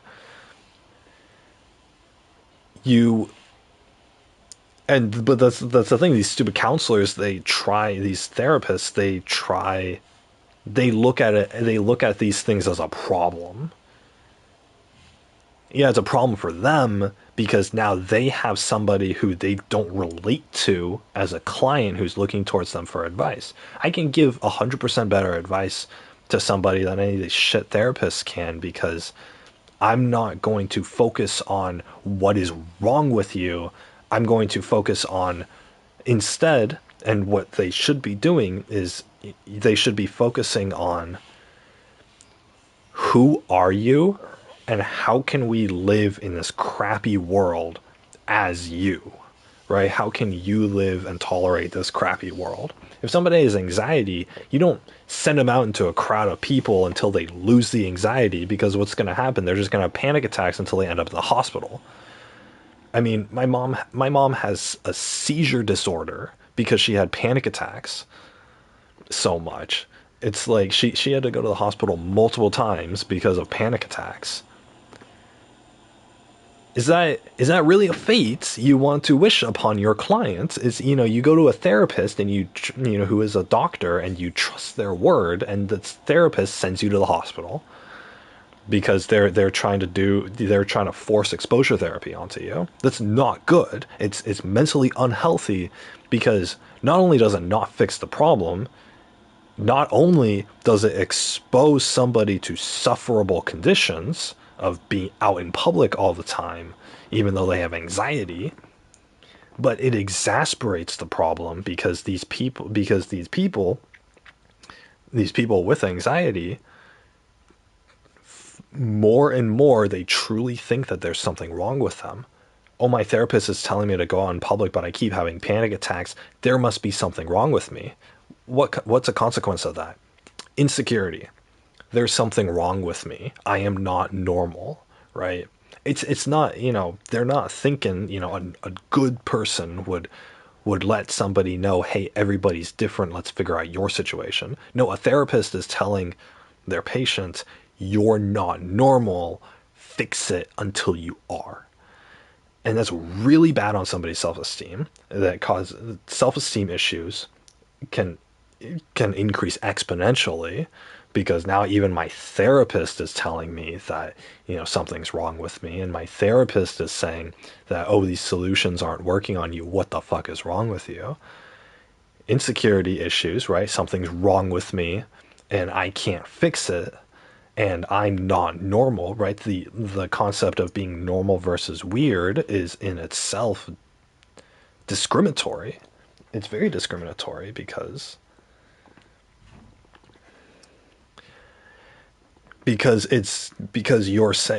essentially calling something normal or not normal is essentially saying that, hey, this is the correct way to do it and you're not correct.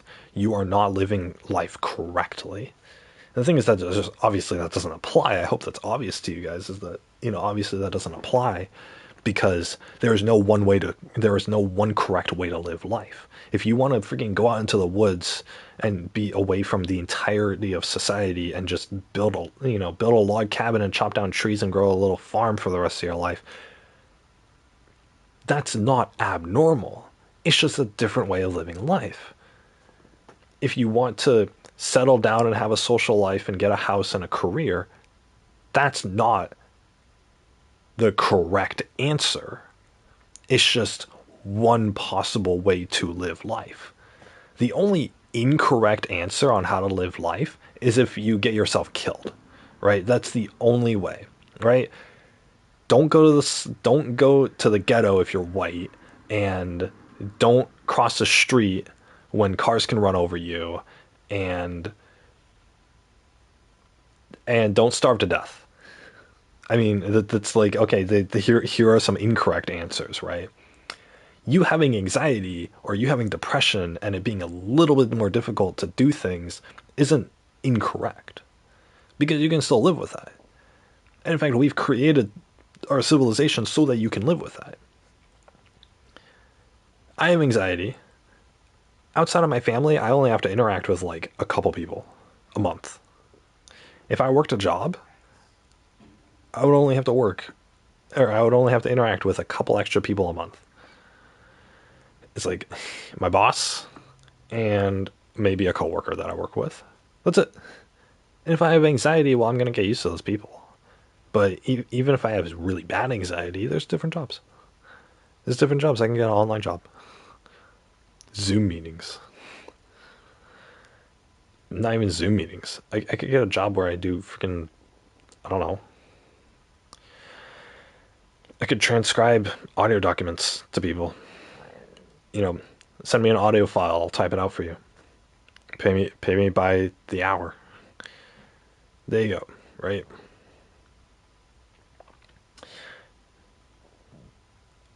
So it's like having anxiety isn't something that needs to be cured or something that needs to be fixed or purged or anything like that or gotten rid of. You don't need medication to deal with it. I mean, sometimes you do. The thing is, if you have anxiety and you want to get rid of it, sure, so be it, right? I have never heard a therapist tell somebody, you have anxiety and that's okay. You have depression and that's okay. I've never heard that before. I've never heard that come out of anybody's mouth ever in my life. Because they look at anxiety and depression and whatever else as wrong. And that's just simply not the case. People live their entire lives with this stuff and they still figure it out. I mean, it's the same as if you have like a debilitating physical illness. You have AIDS, or you have, I don't know, a blood condition, or you're lactose intolerant, like I am, right? What is the solution for my lactose intolerance? That I should just force down dairy products until my body adjusts and I get rid of the lactose intolerance? No, I'm going to suffer for that, right? You think, okay, change anxiety to lactose intolerance, okay, and then see what the difference is, or see the similarities. They're telling you with anxiety, well, you need to get rid of the anxiety, go out in public until it's gone, exposure therapy until it's gone. If I took that approach with lactose intolerance, I would be drinking gallons of milk. Oh, I gotta drink more milk. I gotta eat more cheese. I gotta, have more ice cream. And then just let my body suffer from it. And guess what? At the end of all that, it's not gonna go away. I'm still gonna have lactose intolerance. It's just I will have spent the last week groaning on the toilet. And like my bowel system is probably gonna be destroyed from that. Because my body physically couldn't take it. And I'm still going to be allergic to milk. Whoopie-doo. It's not going to have fixed anything. Can you imagine somebody giving that advice to somebody with a physical ailment? You'd lose your doctor's license. You'd lose your right to practice medicine if a doctor gave you that advice. So why do therapists get to give you the advice of, oh, you got to get rid of your anxiety? That's essentially what they're doing. The anxiety's not going to go away. You're telling me go out in public and expose yourself to crowds and have enough panic attacks until your mind gets rid of it. Well, it's not going to fucking get rid of it. And all that's going to do is make you suffer the entire time that you're doing it. And then, it's going to be years of therapy telling you, oh, no, there's something wrong with you then. That's what they're going to say. What, is there something wrong with me so I just shouldn't eat anymore? No. I'm going to accommodate my life so I can deal with the lactose intolerance. I'm going to accommodate my life so I can live a dairy-free life, which is something I can live. Even 100 years ago, I could have lived a dairy-free life, right? I wouldn't have gotten my calcium, so my bones might have been weaker, but I would have eaten meat and grains and eggs and vegetables and all that still. Somebody with anxiety, it's the same thing. If you have anxiety to leave the house, don't leave the fucking house. I mean, what's wrong with a life trapped in your house? If you don't care, or if you don't mind living alone, or with a select few people who you aren't anxious around, that doesn't matter. Why does it matter? Well, the only reason why it matters is because your therapist says so. And why does your therapist say so? Because they're a shitty person who's giving you bad advice. That's what it is. They're giving you bad advice. I'm not saying they're a shitty person necessarily, but I should have said that. But they're giving you bad advice. they're giving you the advice that's coming from the reason why it's bad advice is because it's centered around their lifestyle. They themselves aren't anxious, and they themselves see the merits in being social. Therefore, you need to do that too. That's their logic behind it. And that's simply incorrect because you are not them. The therapist is not you, and the therapist is not the anxious person. If the therapist says, and again, it comes back to that whole, I didn't ask you what you would do in my position. I asked you what I should do in my position. There's a giant difference because she's thinking if she was in my shoes, she would try to get rid of her anxiety. Easy for her to say. She's never lived with this before. Oh, she's gotten a little bit antisocial with people before once in her life, during a breakup or something. That's not the fucking same thing, right? It's, oh, everybody feels a little lonely sometimes. That's not the fucking same thing. Oh my God, I hate that. I hate that so much. People saying, oh, you're not alone. I felt lonely in my life. Yeah, try fucking 27 years of being unloved by anybody. But whatever, right? That's a whole nother thing. But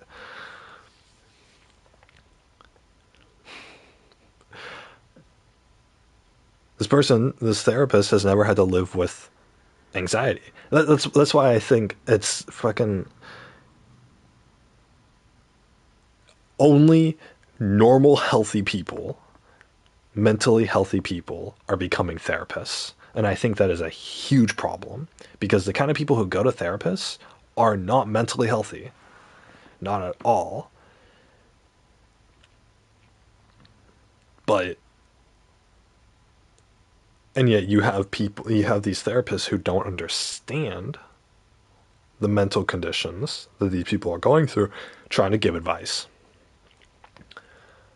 And it's not good advice. Most of the time, it's not good advice. There are some good therapists out there, but most of them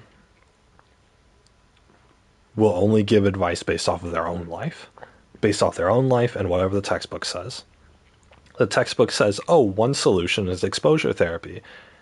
Therefore, they will force their client to do exposure therapy. Oh, you need to go out in public. Oh, you need to talk to one person this week, one stranger this week. You need to interact with them, and then we'll see how you're making progress or whatever. What if I don't want to? What if I just want to? What if I just told you about my anxiety because I'm not thinking, oh, I want to cure it. I'm thinking, how do I still earn money without interacting with people? And they're not going to tell you that. They're not going to tell you, oh, here are careers that you can get with your anxiety. They're not going to tell you that. What they're going to tell you, which it would be the correct thing to do, is to tell you that, but they're not going to tell you that. Instead, they're going to tell you, you need to make your entire life like mine before I will give you any advice. And then the advice that I give you will be exactly what worked for me. That's what these people do. And it's insanity. It's absolute insanity because human beings are different. They should have taught this to you in fucking elementary school. Everybody's different and everybody's special for being different, right? That's the whole point. Everybody's special and different in their own way, right? That's what they peddle on to us in the Disney movies. And in freaking grade school, they were like, oh, it's unique. It's okay if you like different things than your classmates. Because everybody's different and everybody's special, right? Except if you're different. That's what it is. When you're an adult, that advice, for some reason, it doesn't apply anymore, right? When you're a teenager, when you're an adult, for some reason, it doesn't apply anymore. It's all of a sudden, no, you have to be normal. No, you have to be normal. You have to be like everybody else. Otherwise, we're not going to accept you. Otherwise, our advice isn't going to apply to you.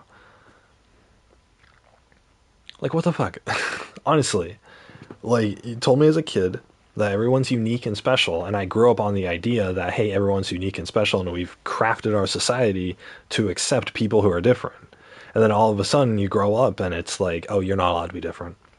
Oh, you're different? Well, fuck you. Good luck. Bye-bye.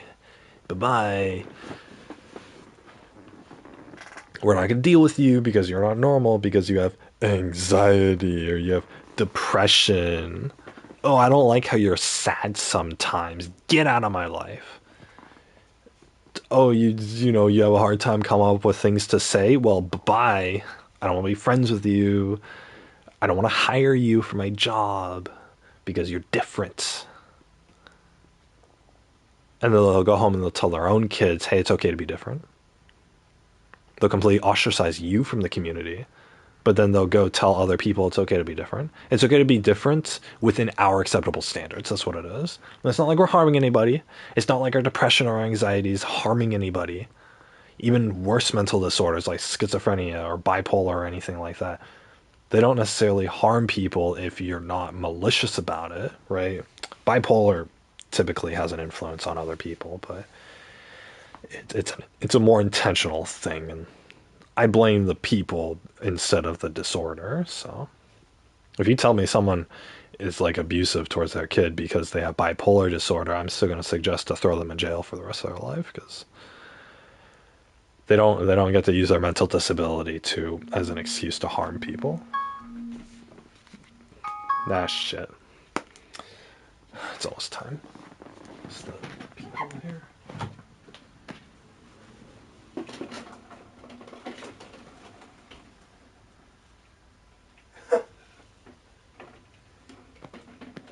Kiwi.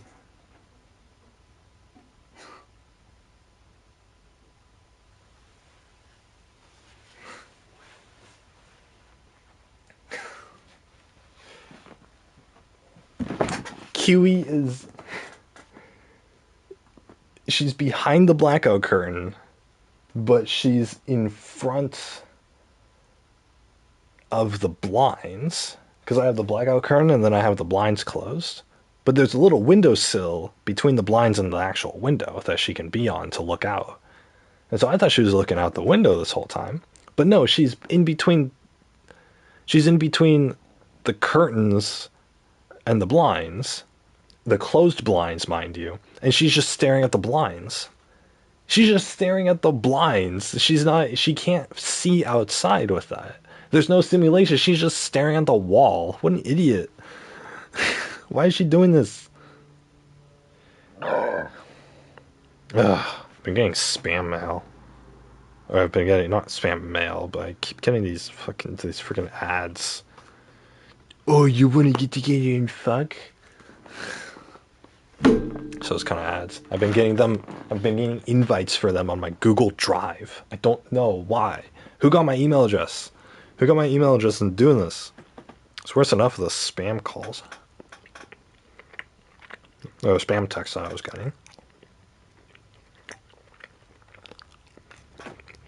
Anyway. But yeah.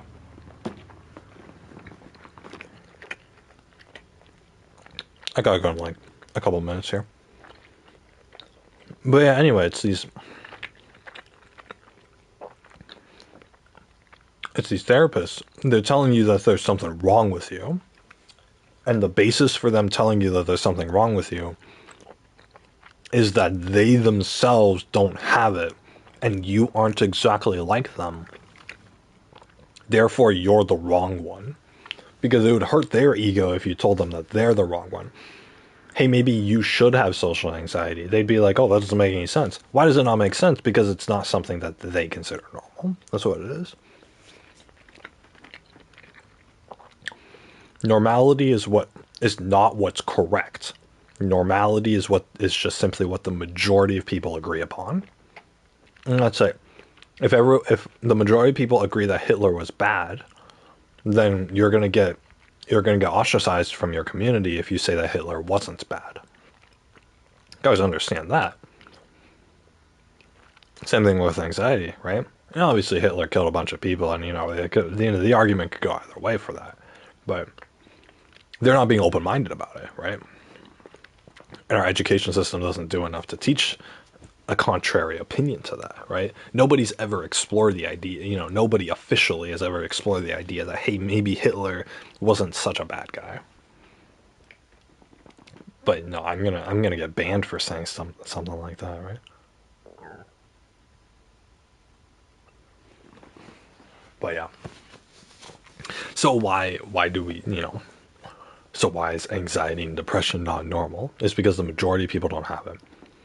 Technically being an introvert is abnormal too, because only 1/3 of people are introverts.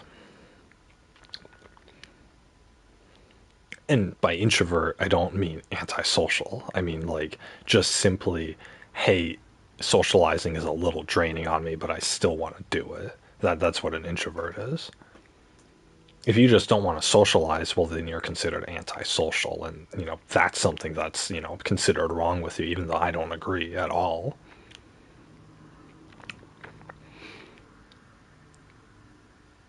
But introverts are people who get drained from socializing, but even that isn't, but still want to socialize. But even that isn't considered normal because most people are extroverts.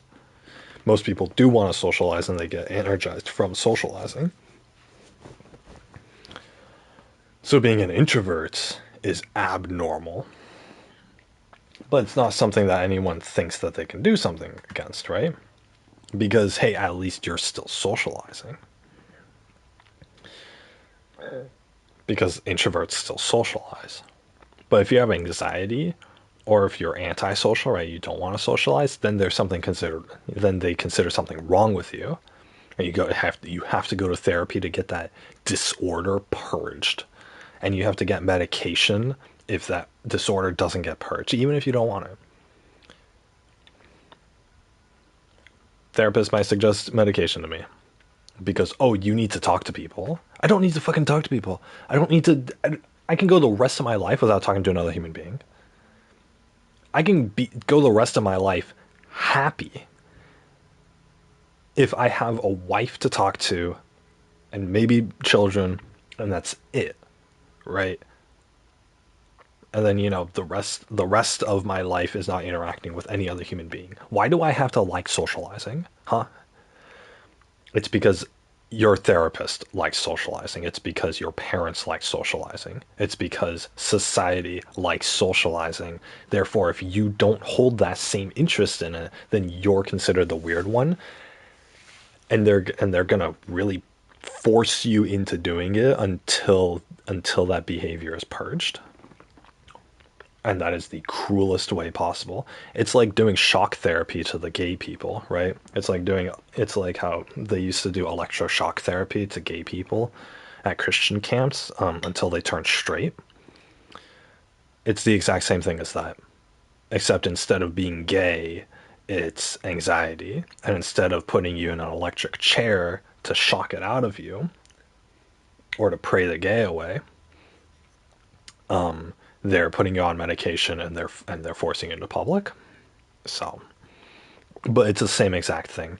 They see they see your difference as an illness, and they won't accept irregularity. They won't accept nonconformity because everybody else is straight, so you're not allowed to be gay. Everybody else is social, so you're not allowed to be anxious. And they're going to force you into a torturous method until until it's gone. There are gay people who died in the electric chair getting shock therapy because their gayness just wouldn't go away. And I feel bad for those people because that was a result of people not accepting your differences. And it's based off of an egotistical, selfish perspective on the normal people. And the only reason they can get away with it is because everybody else agrees with them. It's disgusting. Anyway, guys, I'm going to be right back for like 10 or 15 minutes. So, yeah. Be right back, guys.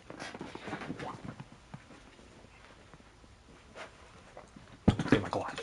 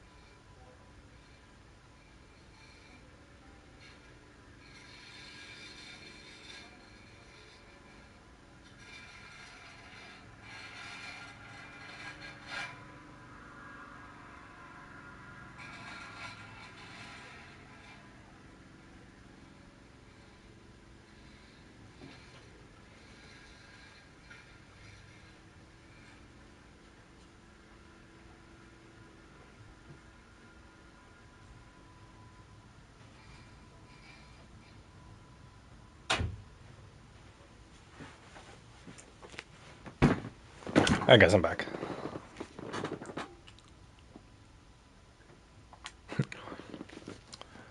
Speak about socializing.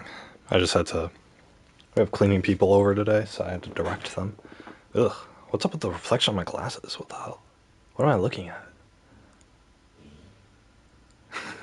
I'm looking at the TV screen, but it's blue for some reason.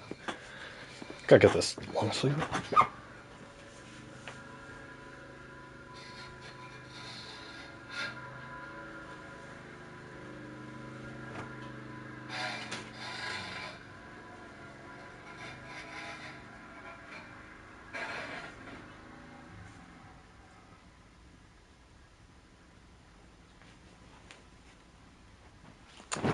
Oh, whoops. I didn't put the shirt on fully. God, I just took my shirt off and I just spaced out. Forgot what I was doing. Anyway, God. Okay. I was gonna get the new Kirby game because I wanted to play the new Kirby game, but I was gonna get it off eBay, but they upped the price. It was like $50 when I had first checked, but the market price adjusted for it. So now the minimum I can get it for is like 55. So, which is only $5 less than GameStop. So, I was thinking my sister has a GameStop gift card. I can just nab that. Or well, she's never gonna go to GameStop. I'm not gonna steal it, but I can just use that. Just pay. I just buy it off of her for cheaper than the price, and then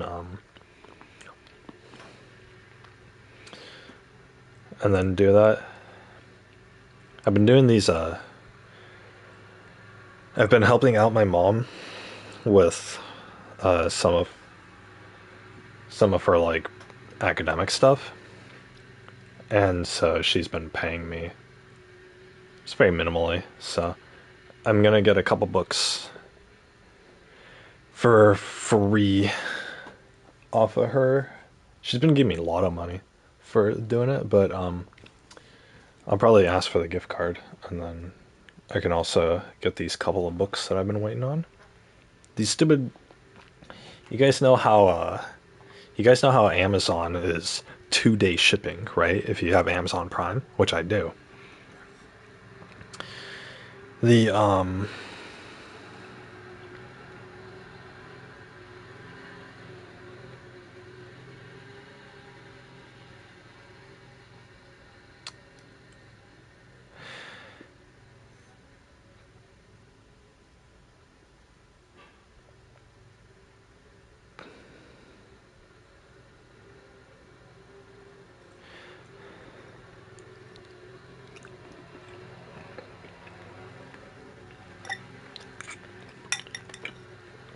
sorry, I was running some numbers through my head.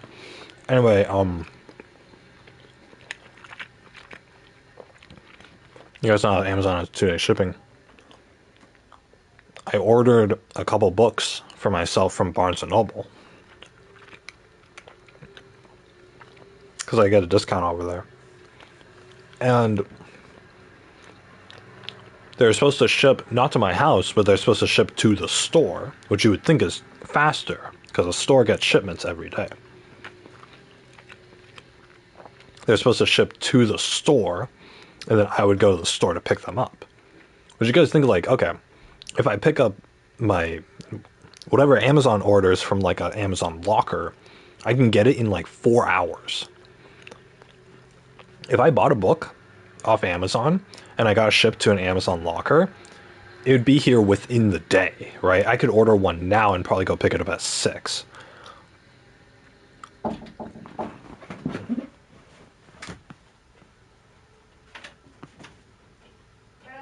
What? Can you?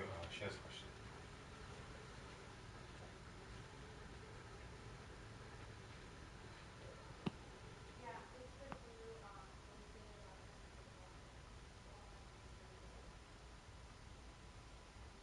Yeah. How long were you guys actually? Or how long is it gonna take?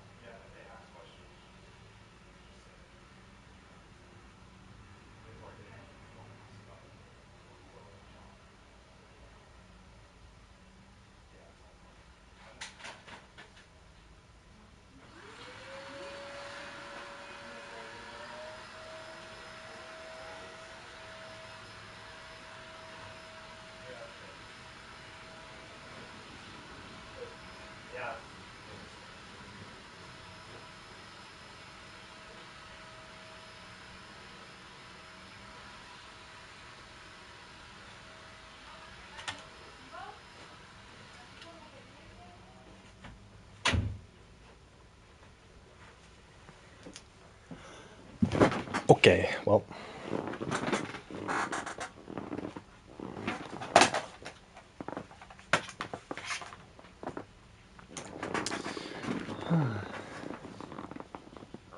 Wait, why did this preview only? Oh. I wish this would just broadcast my whole face. Camera options.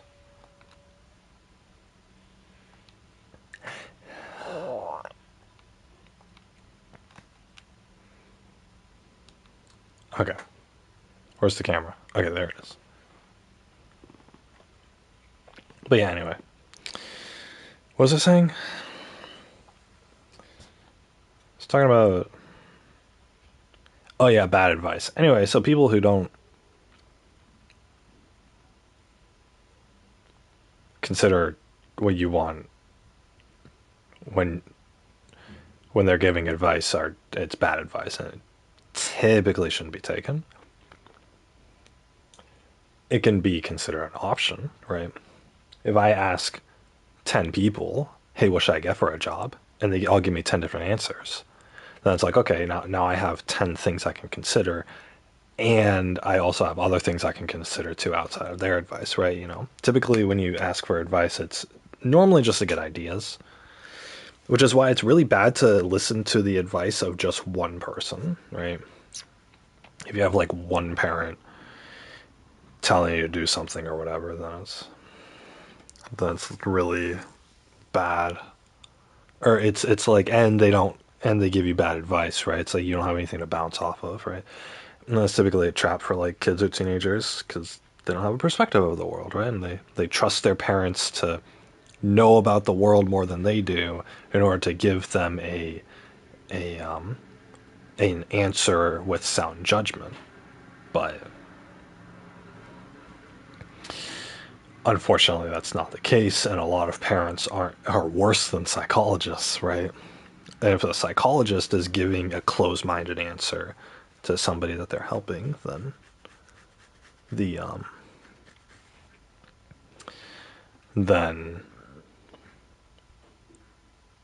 then you know a, a, a parent, a closed-minded parent is going to give something completely worse, right? That's why there's a lot of problems in that's why there's a lot of problems in like in certain families where the parents will like all but force their kid to do a career path that the parents accept. And that's a problem in a lot of Asian families. Not in mine, 'cause my mom was never like this, but a lot of Asian families that I grew up around, the kids would have to get the parents' approval for a career that they were going to do. Oh, I'm going to get a degree in economics. Oh, I'm going to, no, you shouldn't do that. You should be a lawyer instead. You should be a doctor instead. You guys know the stereotypical, like, thick Asian accent. No, you need to go to college. You need to be a doctor. That's more Arab. But, you guys know what I mean. Anyway. Excuse me, I'm getting sick. But yeah. So, a lot of what I'll hear from a lot of like my former classmates is that like they'll go to college and they'll be like, "Oh, yeah, I was going to do this for a career or I was going to do this for my degree, but my parents wouldn't accept this as a career choice, so now I'm doing something else." And it's, you talk about giving bad advice and, then you talk about a step up from that, which is, you're giving bad advice and you're forcing the person to take that advice. That's really bad, right? To do your own kids. And the kids don't know any better, right? You're 18 years old, you just got accepted into college and you don't have any direction. And then your parents are there picking and choosing what you're going to spend the rest of your life doing. This is not good. I honestly don't think that 18 years old is old enough to choose what your future career is going to be. I'm 27 and I have just now begun thinking about what I could start doing for the rest of my life. And I'm not even thinking in a career sense either. So, But then these parents, they think, they know what's best for their kid, but the reality is that they know what's best for themselves, and they're pushing their ego onto their kid. That's what it is. And you can say, oh, they're doing it out of love, or they're doing it out of considering what's best for you, right? They just want you to make a lot of money. Shut the fuck up with that. It's not, get that out of my face right now. That's not a valid argument to be dictating what somebody's life is supposed to be. I don't give a shit if I'm going to be, you know, poor if I don't take your advice. I'm going to be unhappy if I do. So, and these kids don't, these people don't know any better. Not even kids anymore, right? They're adults, they're in college, but they don't know any better. And then you have that feeling that you got from the therapist where you feel insecure and low self-esteem, and you feel shamed for not being able to keep up with accepting your parents' advice. Just as the person in counseling isn't able to get rid of their anxiety, and they're feeling shamed because they think it's abnormal, because their therapist is telling them it's abnormal to have anxiety. These parents are doing the same thing, but with a career, right? Oh, you need to be a lawyer. Yeah, but I can't keep up with my lawyer classes. Well, you need to do better. And then you have these parents who you're seeking approval from because you've let them dictate your life towards this point, and then all of a sudden it's like, oh, maybe I don't have the aptitude to be a lawyer. Maybe I don't have the aptitude to be a doctor. But my parents are telling me that this is what I need to do, but I can't do it. Insecurity, low self-esteem, shame, feelings of worthlessness. I mean, the kid is being attacked with all, the college student is being attacked with all of these emotions. And I've talked to people like this before. I've talked to people who are in college who will tell me that their parents suggested this, so that's what they're doing. Or, they don't even mention the parents. They have it ingrained in their minds that I need to be a doctor, I need to be a lawyer, otherwise I'm going to end up homeless. And, I'm going to end up being a poor nobody. And they're scared of that, but then at the same time, they can't keep up with their classes, and they're failing all their classes, and they're getting low grades, and they're stressed out, and they're suicidal even about the intense workload. And, they don't,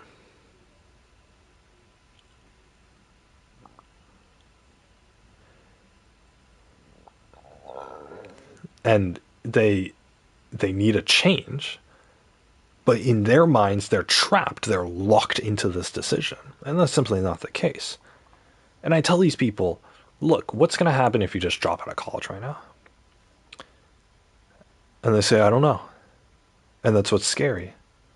And it's scary to me, yeah, but not because it's, oh, the future is uncertain. It's scary because these people are trapped in this mindset. They haven't even thought about life outside of what they've been advised to do. That's what's scary. It's scary. An uncertain situation isn't scary because you can bounce back from that. What is scary is being close-minded to the options available to you. What's scary is being in an uncertain situation when you won't consider anything else. If you're homeless and you're looking for a job because you need to eat tomorrow, but you will not take anything less than like a position as a doctor in a hospital, or a position as a top lawyer.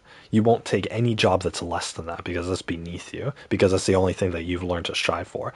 Working at McDonald's is shameful. Working as a taxi driver is shameful. Working, as a grocery store bagger is shameful. Therefore, your parents would look at you with disappointment.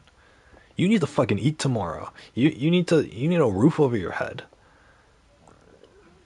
I don't care if you're shoveling shit out of a dump. If they're giving you a paycheck and you're surviving, then that's what you need to do. But these people, they can't do that. They are mentally incapable of even considering those options because they were force-fed this advice their entire lives of, you need to not resort to that. You need to be better than that. Better, right?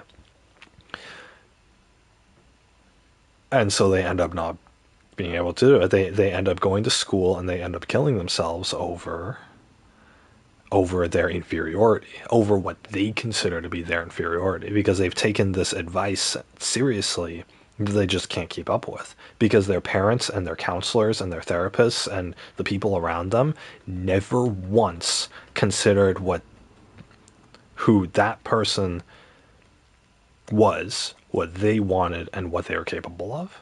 If you're not capable of it, you're not capable of it. There's something else for you to do. Even the lowest of the lowest IQ people in this country are still able to do things. They can't do much, but they can do things. I have a special needs sister.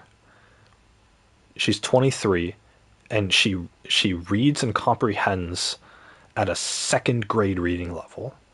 Her reading comprehension and her ability to understand things is the same as an 8-year-old. And she still has a job, and she still makes money, and she still has her own room in this house, and she still has things that she enjoys, and she has things that make her happy. So if she can fucking do it, then a college dropout can. If she can do it, then somebody who didn't become a lawyer like their parents wanted can. I don't get it. Oh, it's because you're more capable than that. Who cares? Who, honestly, at this point, like, who cares, right?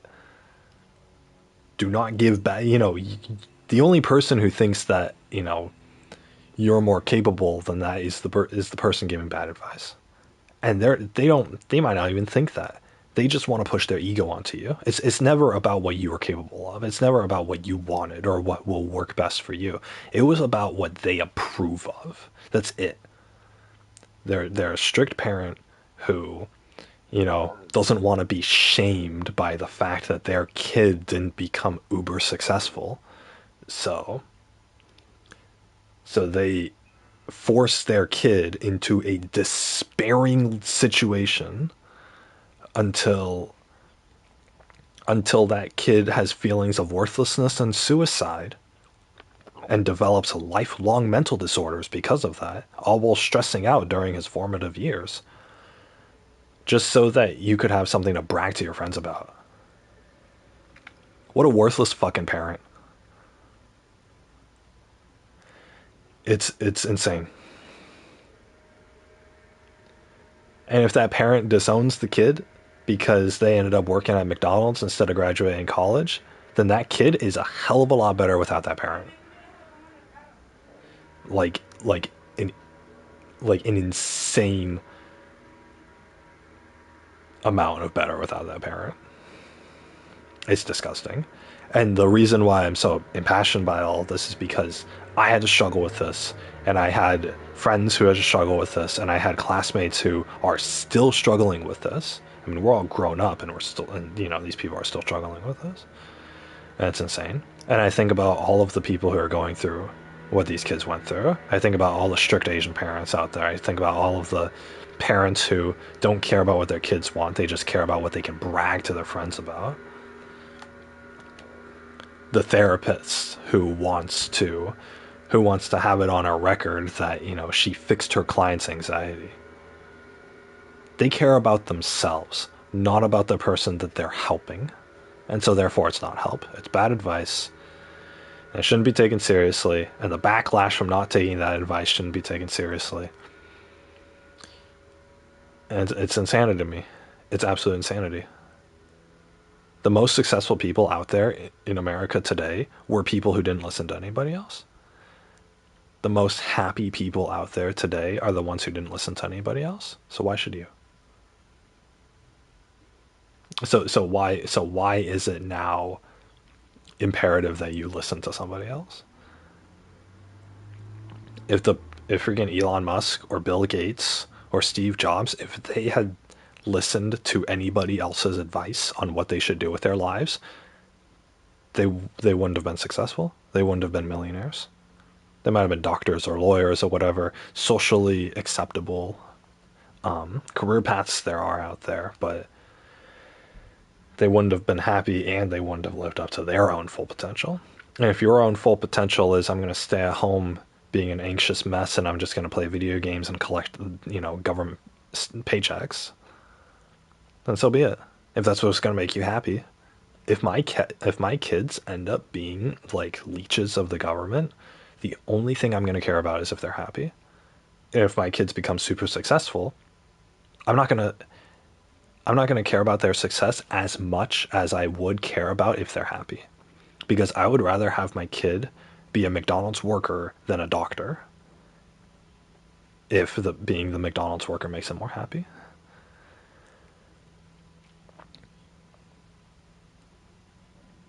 So, I mean, and I'm probably one of the few people out there who would say that. Honestly, there are people out there who share that mindset of mine, and I'm grateful that they exist, but it's not the majority. The majority of people say you need to be the best you can be, but the best you can be doesn't necessarily mean the best you want to be. And I think that what you want and your own desires and what makes you happy and gives you a fulfilling life takes precedent over everything else. It takes precedent over how much money you can make, or how nice of a house you have, or how many people you have in your friend circle, or how dateable you are, or how pretty you look, or how social and confident you are, or anything like that. You can be an insecure, low self-esteem mess of a human being who has every weird habit in the book and who can't hold down a job to save their life, and you can still be happy. You can still be happier than a doctor or a lawyer is, a normal doctor or lawyer. You can. And I find more value in the happiness than anything else. And you bring it back to the original point of this topic, which was bad advice. And that's why it's bad advice. That's why it's bad advice to not consider, you know, the condition of the people who are.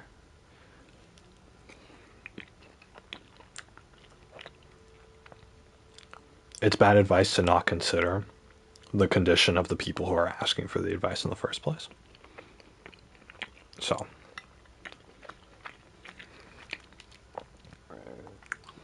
anyway, I want to play this game.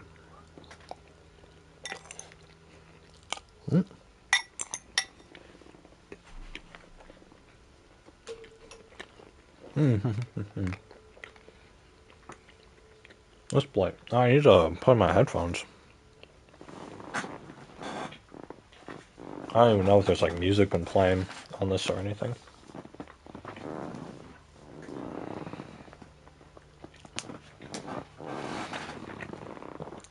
Alright. Oh, that's a bit loud. Latin American Spanish or Brazilian Portuguese?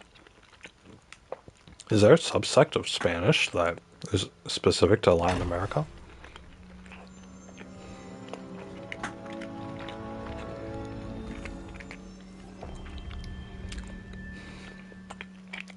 PlayStation. Lucid.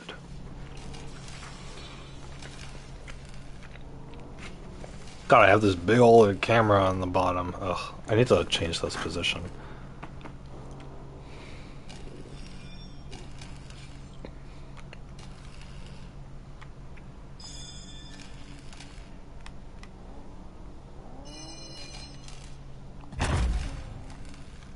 You know what I'm gonna do, guys, actually? 3, 2, 1. Oh, wait, can I pause this? Okay.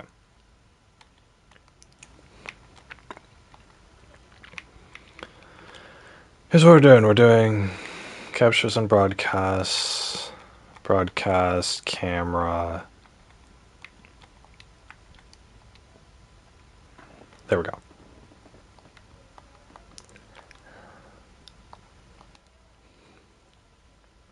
There we go. Cool.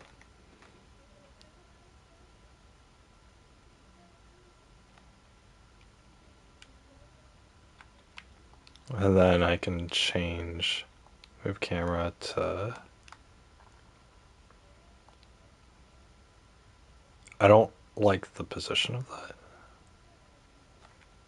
Yeah, I can change the bottom left, actually.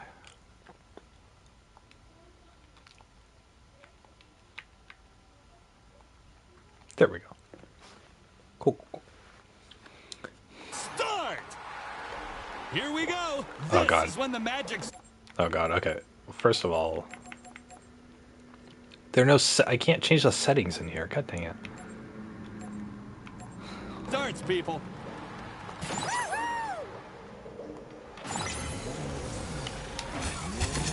Whoa, there's resistance on that.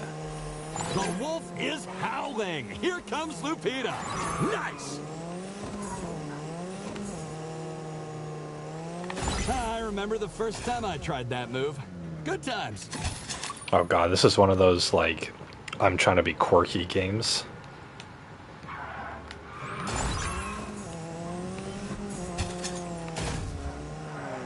I see. Oh.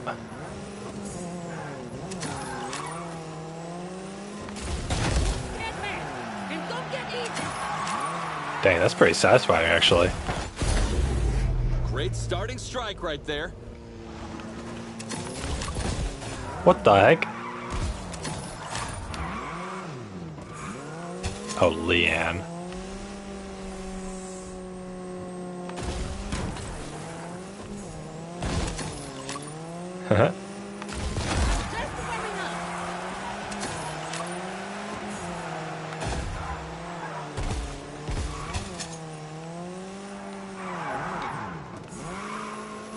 Dang, this is actually pretty cool. That was less a hit, more a high five. Well, hey, maybe I want to high five Don't him. hold back. Give him everything you've got.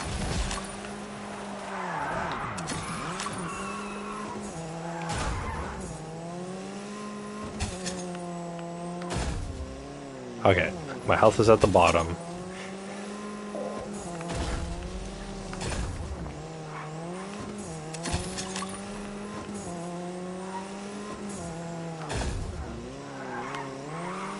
Can I? Okay.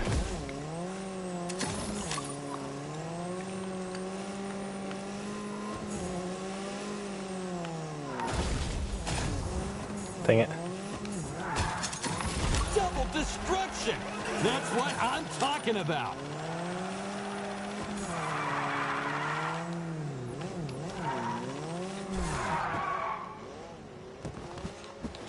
Okay, there's a double jump.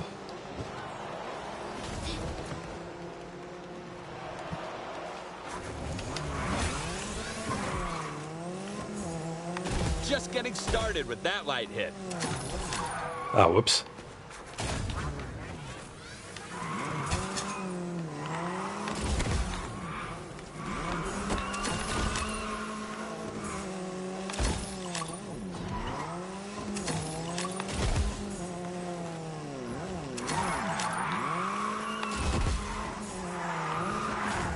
This is actually a little tough. Outstanding. Nice. Yeah, this is pretty fun.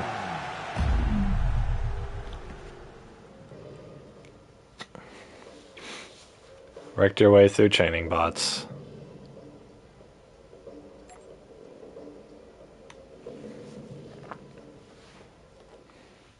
Nope, no advanced training. We're gonna just jump right into it.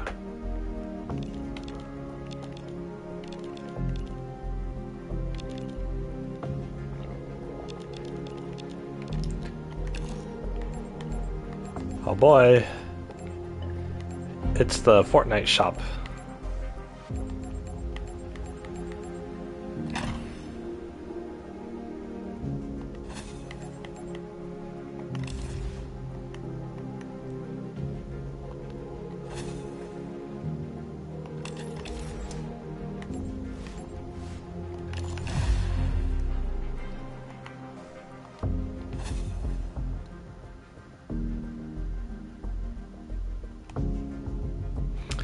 Wait. What are the game modes? Oh, I'm looking at solo. Yeah.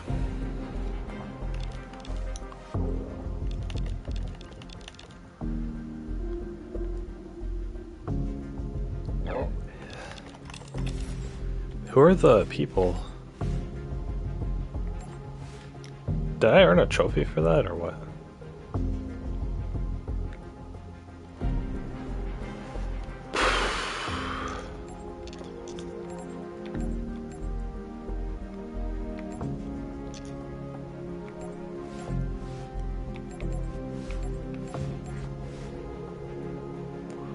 San Diego, oh boy.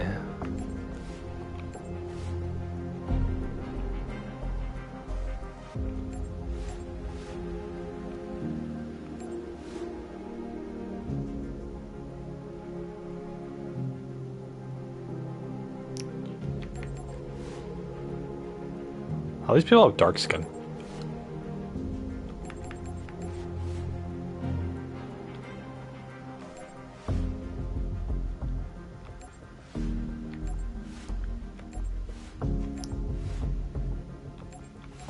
Yeah, wait, all these people are Latin.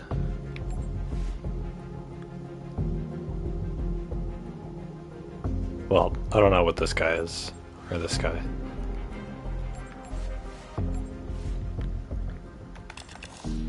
Can I...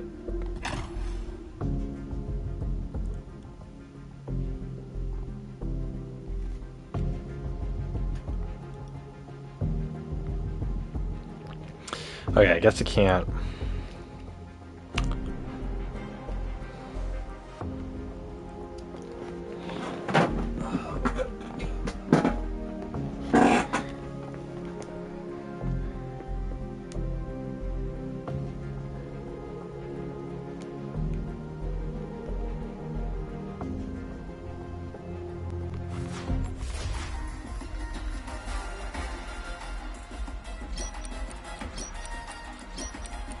Oh. Yeah, great. Sure, whatever. Let's go. We picked San Diego. Live from the New York Smashway. And now, it's mayhem. It's mayhem, oh boy.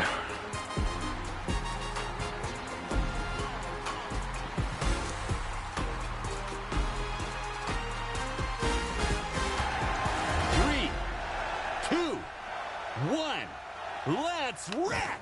Better not lose this. Here we go! This is when the magic starts, people!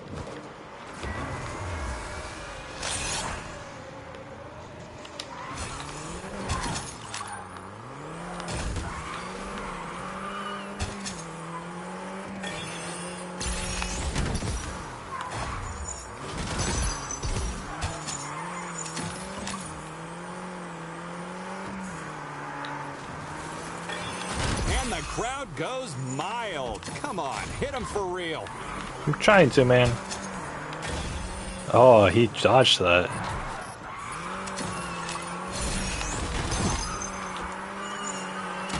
Ah, god dang it. I was stuck.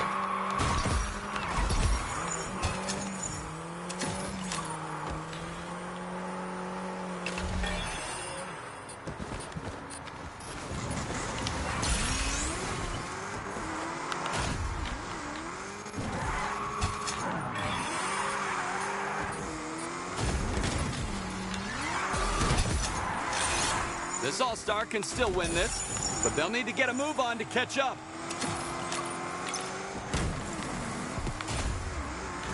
Ooh, that'll take the wind out of them.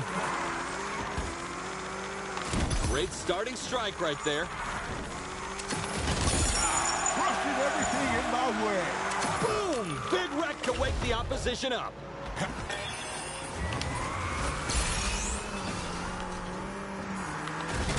Like that. Inching ahead of the competition there, nice. But only just.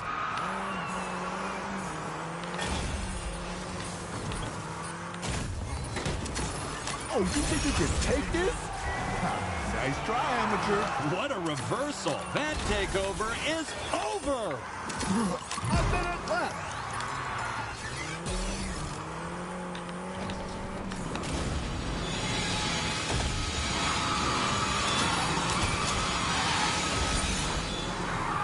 Okay.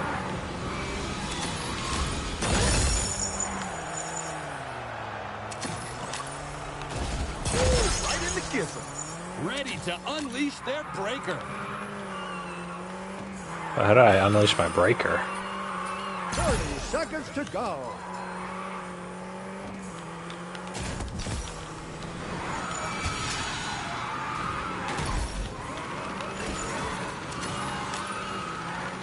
Get back here.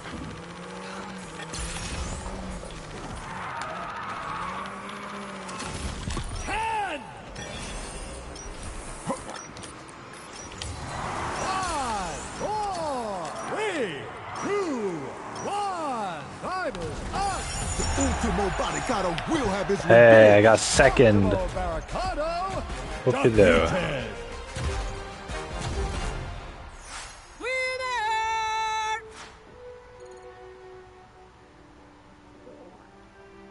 Hope you do.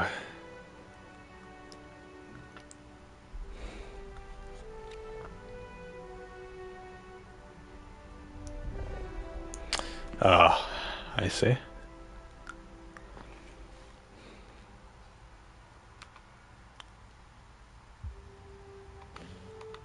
Oh, none of that.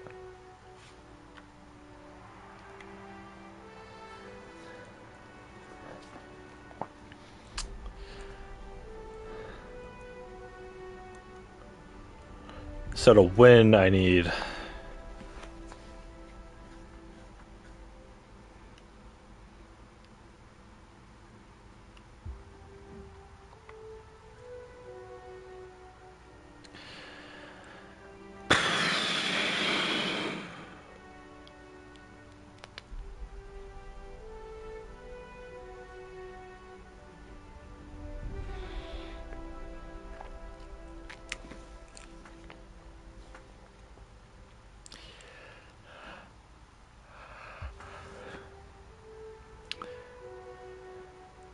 Okay, most of these people are bots.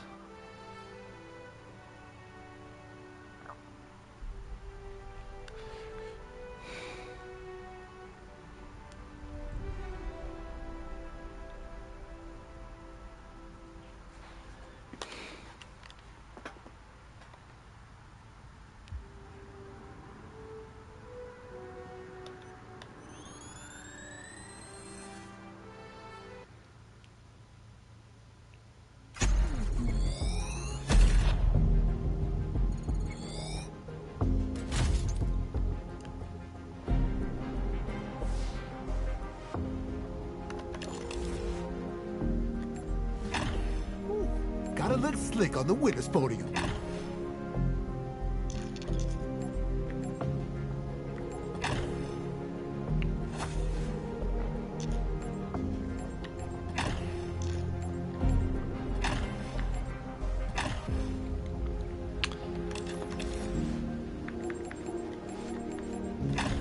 Where the trend meets the setzer.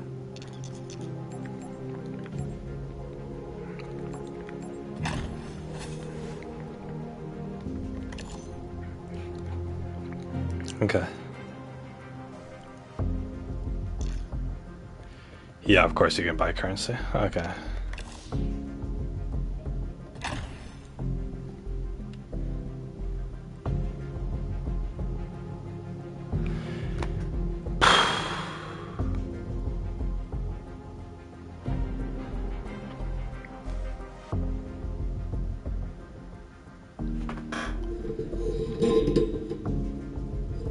Where the trend meets the center. Oh, God.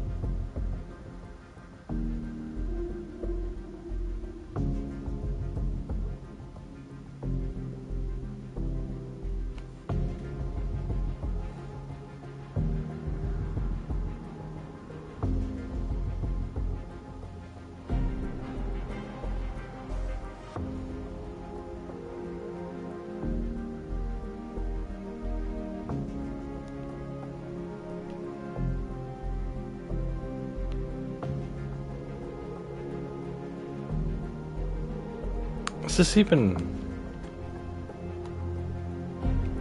Wow, this is taking a long time.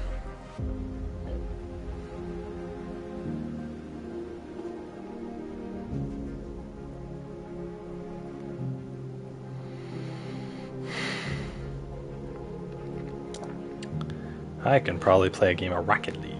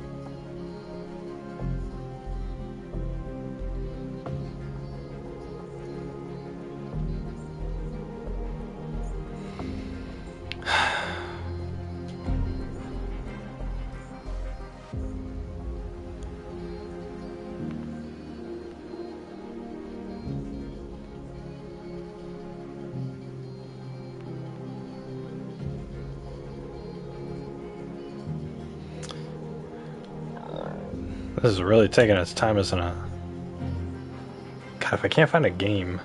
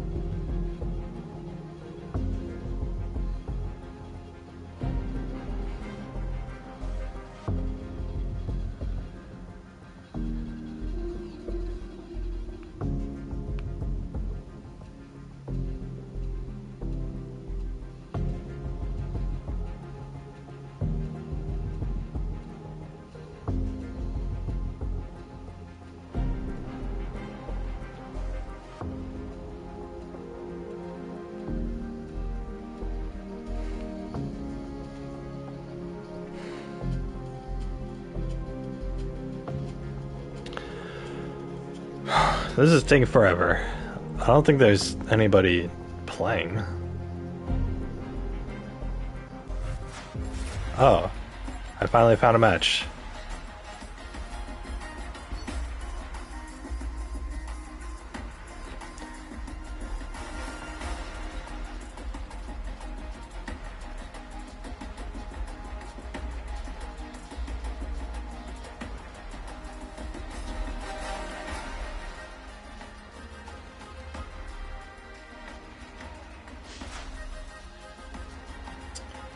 £250 of pure muscle right here.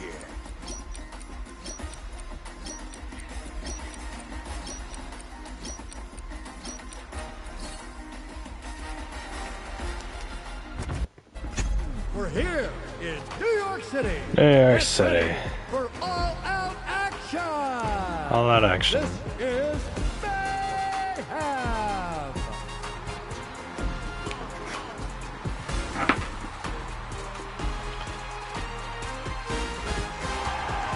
3, 2, 1. We're off. Better not lose this. Here we go. This is when the magic starts, people.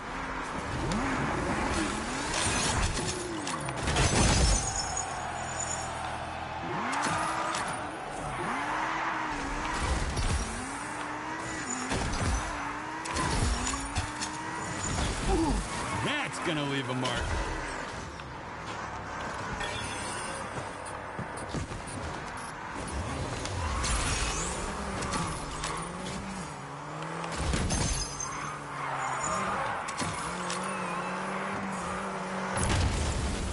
How'd you like that? Going easy on him, huh?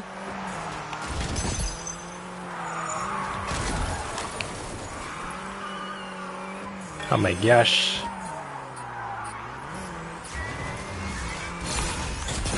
Nice try, amateur. They were not giving that car up. That's true love. Nice little hit there.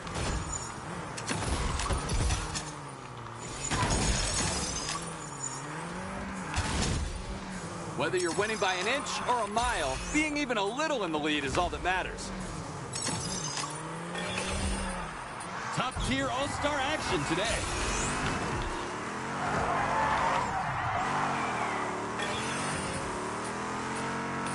Too slow. Hey, no need to be gentle to on-foot opponents. Destruction All-Stars. Will you work my time? They're wrecking it old school. I can dig it.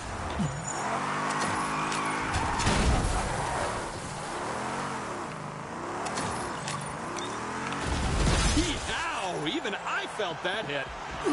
Wrecked without remorse. That's gotta hurt. 1 minute to go.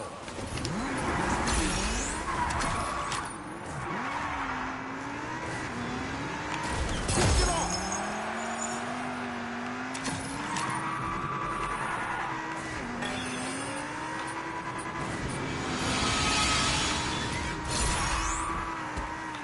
This game's alright.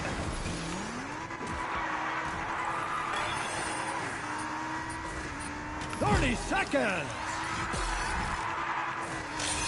Dang, you can't catch anyone. Too slow. Nice.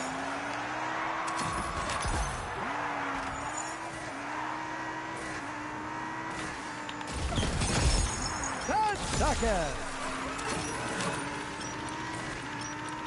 5, 4, 3, 2, 1. That's time.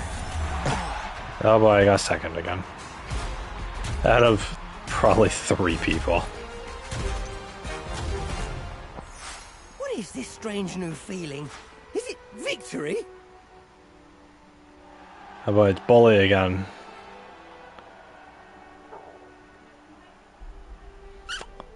Yeah, and everyone else spots. I don't want to play this anymore. This game kind of sucks.